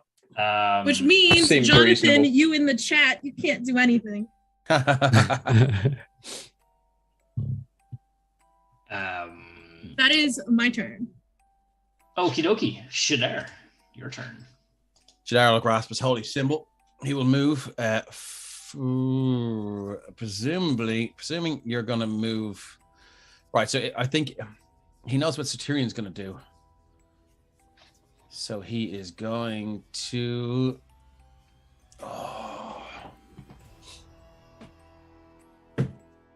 Okay, he's going to hold his action until right before Sir Tyrion takes a strike at the big guy. And he will say, Sir Tyrion, on my mark, unleash hell with the big fella. And I'm going to hold my action. Okay. Sorry, I will move to there because I know Tyrion's going to move up. Chat says that Shadar has to load the drum kit back into the van for the rest of your turn. It's always the drummer leaves last. And yes, just to clarify, I only have 2 blesses left now. But yeah, Albrecht, your turn. At the risk of disrupting this plan, I'm going to cast Wall of Fire. Okay. Oh, that is a nice old wall. It's 20-foot diameter, which I think I've more or less done there. So And I shall make obviously the inside face of it the dangerous side. Yeah, cool. So a dexterity saving throw with a DC of 18. You know, this keeps getting better and better. Oh, look at that! It has a -1. Nothing like a -1. Bless. Taking my sales. No, bless. Oh shit! Yeah. Fuck you, Now chat. you know how You gotta it be feels. kidding me. Fuck you. Another dex save coming up. That is a natural 1. Oh, okay, that's more like it. So what happens on a success and fail? 5d8 damage on a fail, half damage on a success. Go ahead and roll it. 22. Okay, 20. 11 for the big guy. 11 for the big dude. Assume he's still gonna try and Don't you even think of coming out of there. Okay. It doesn't think. Fire hot. Oh. Anything else from Albrecht? I use my remaining movement to back up a little bit Cool. and end my turn. Sir Tyrion.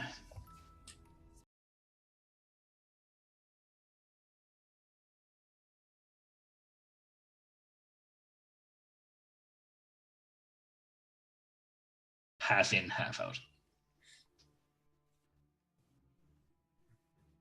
So what's that, like advantage on a dexterity?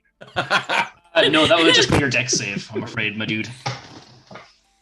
So you will be, part of you will be in it. So I don't know if this, I think this might be your judgment whether this counts for Wall of Fire, Mark, but I have sculpt, I have Oh, you spell a sniper? or one of those sculpt things? spell.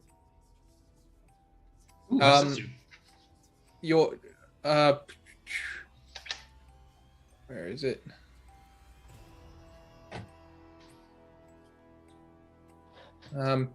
Sorry, hold on, let me just look it up.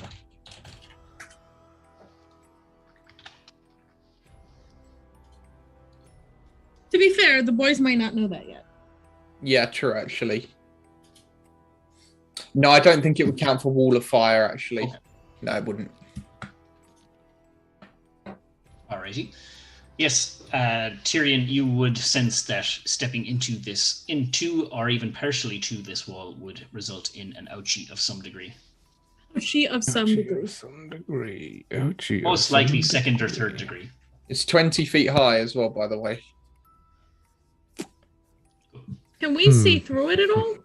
I would imagine it's slightly opaque. Okay. How tall is this ogre? Ooh, I would say probably about 12, 13 foot tall. Okay, cool. Certainly not 20 foot. That would be Okay, yeah. terrifying. Yeah. Hello. Right. Well, I think what Tyrion is going to do is take a big deep breath, pray to Torm, and cast haste. Oh, Hey, nice. very nice. My man with almost superhuman speed will move to this position. Make a dexterity save with advantage. Ooh, natural 20. There we So go. there he goes, and then proceed to swing with advantage. When on he the before you ogre. do that, that triggers Shadar's held action, and he is going to use Channel Divinity Path to the Grave. Again, his eyes roll back, and you hear like a chorus of Shadar's voices, like as if there are 5 of them speaking just out of time at the same time. He goes, "The curse of the Raven Queen be upon you." And as an action, you choose one creature that you can see within 30 feet of you. Thankfully, we can sort of see it. Cursing it until the end of your next turn. The next time you or an ally of yours hits the cursed creature with an attack, the creature has vulnerability to all of that attack's damage. So if he does multiple types of damage, it's vulnerable to all of them. Awesome. That's such a great ability. So let's swing with the blessing of the Raven Queen. So 27. Yep. So that maxes out all damage, does it? And it doubles. It doubles it. It crits all your damage. Only on the first attack of an attack action. No. Oh, let me just double check. So I think instead of He doing does have 15, fairy you do fire 30. on him as well. The next time you and ally hit cursed creature with an attack, the creature's vulnerability to all of that attack's damage. So I don't know, like if it takes the attack action, if it's vulnerable to everything from the attack action, or if it's vulnerable to the first part of the attack action. We might have to think about that. What do you think, Mark? Just the first attack or the full attack action? It's getting smitten regardless. I'm just wondering if I'm dropping 1 or 2. Drop the smite first, might see what happens. All right, so You will take 11 points of fire damage as you step inside. I know, like with the fire, it's 11 points. So yeah, it's basically it's like an auto crit on, like, so if you did slashing, radiant, and fire damage, all of it would be doubled. So that, and it's not a fiend or an undead, it's an ogre crit. No, it's just doubled. So yeah, so it says the Nice. next time you or an ally of yours hits the creature, which suggests to me once. Yeah, But it's still so a that's pretty darn good ability. It's so bad. So I'll throw it into, 22, 14, so 36 and 16, 52. 52 damage. So Tyrion, tell me, what happens here? How does this thing get obliterated? hey. I think with the blessing of the Raven Queen and Tyrion's pure fury and supernatural speed, the blade just carries upright, misses the ogre's club straight over the chin, and just takes the jugular clean out of it. Yeah, so it's letting out a roar, goes "Grrr," and then and yeah, blood just As that happens, you hear Shadar whisper over your shoulder, "She calls for you, my friend. And can you hear her? Hark and listen for her call." I don't know, it was only a single step there, so then 5, 10, 15, back out the flames. And there's no second save for leaving the flame. No. Yeah, and then he will swing on the doggo. okay. This is the body of the ogre hasn't even hit the ground yet, as Tyrion just The flash. 25. Yeah, that'll do it. I will drop another smite because we can. But just Fury's magical weapon, isn't it? Yes. I Is this a fiend? mean nothing by that. It is not. A fiend. So they're 8. So 9, 15 at all. Nice. And that's 2 actions. Yeah, that'll end this turn. Tirion, does this thing need to make another save, or is it able to do anything? Or not Tirion, Elfric. So if it moves through the fire, it has to make another save. Or if it ends its turn within the wall. Okay, I think it's going to try and get out of dodge then. But first, it's going to try and bite Elfric. Albrecht or Tyrion? Sorry, I'm mixing up names. Tyrion. My bad. How about a 17? Not even close. No way. It's still going to try and move, though. It'll have to make that save. I'm sure if I know Stephen well, he has Sentinel on the ready. So it's going to pass and take half damage. That's right, half damage, right? That's correct, yeah. Shall I roll again? Do. Yeah, I just took the 11, but do roll again. Good thing you did, because It's 14 was its hit points, and that it burns to death. It's immolated. Amazing. I did warn you. It tried to bite Tyrion and then flee, and then as it bursts through the flames, it just starts hobbling, and Tyrion, you can see its fur set alight, and it just eventually just stops walking, going towards the cave, and it just keels over. And, for now, I'll make a slashing motion with my wand and dispel the wall of fire. I will take you out of turn order for right now.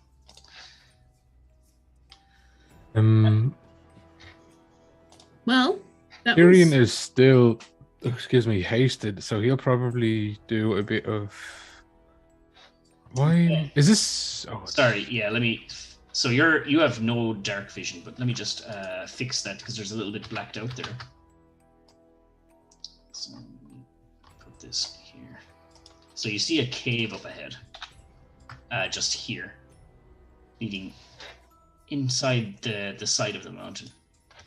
Straight ahead, over this little kind of slump, you can hear the sound of running water.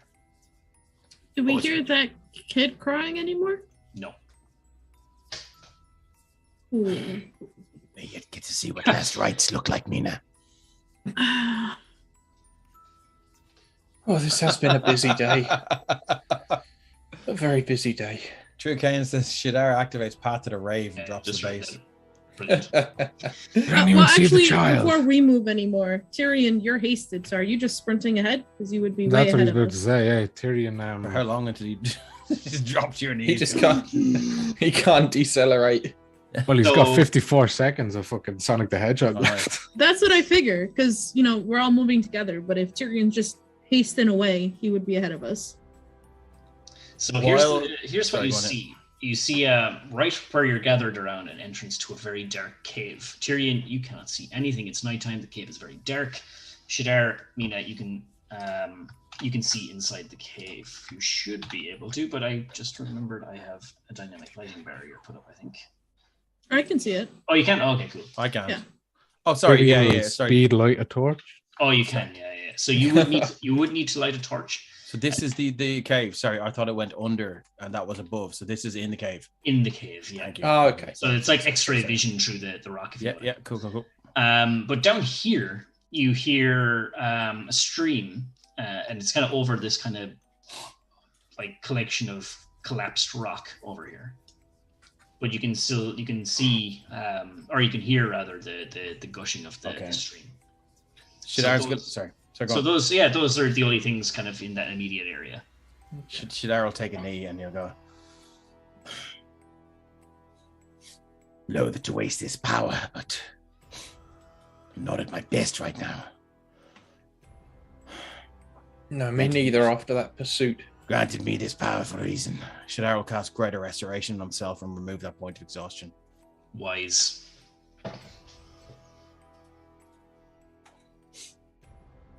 And he like a look of like pure guilt crosses over his face.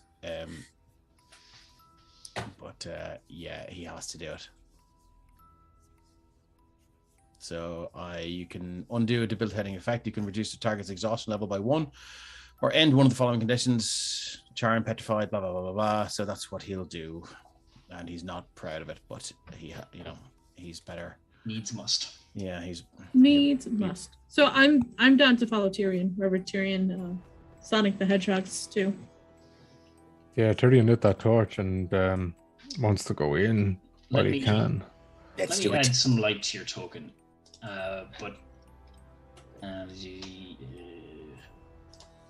So you, Tyrion, you light up my life. So you now should be. So Tyrion Your strikes radiance up a torch, shines and lights even the darkest of caves. and as night creeps in, completely blackening the sky above you, you venture into the dark cave.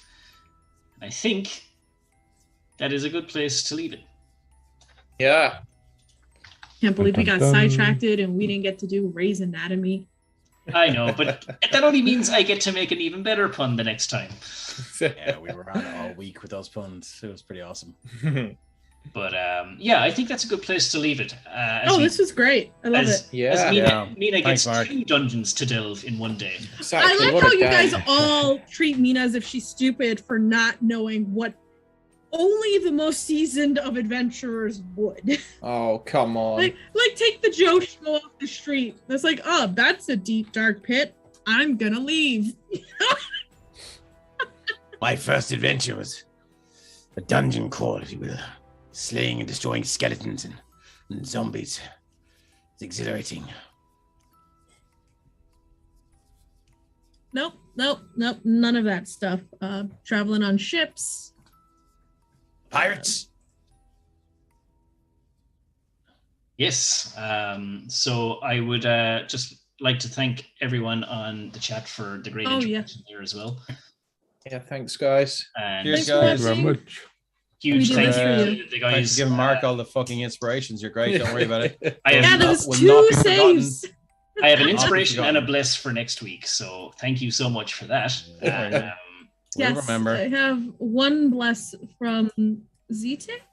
I'm out. I had 2 next and I'm time. out. Spinning Boy, first time watching, it was super fun. Really appreciate that. Thanks. Join us next time. Hey. Thanks, Bye. Big Boy. I'm back again. Absolutely, yeah. Good fun as Check out the always. other guys. streams as well. There's one on Tuesday, there's one on Friday, and then there's another one on the Tuesday, another one on the Friday. Alrighty, guys. Thanks again, and we will see what lies in wait at the end of this cave for everyone. Hell yeah. Thanks, See you guys. later. Bye, everybody. I just got a bless from Gary. Thank you.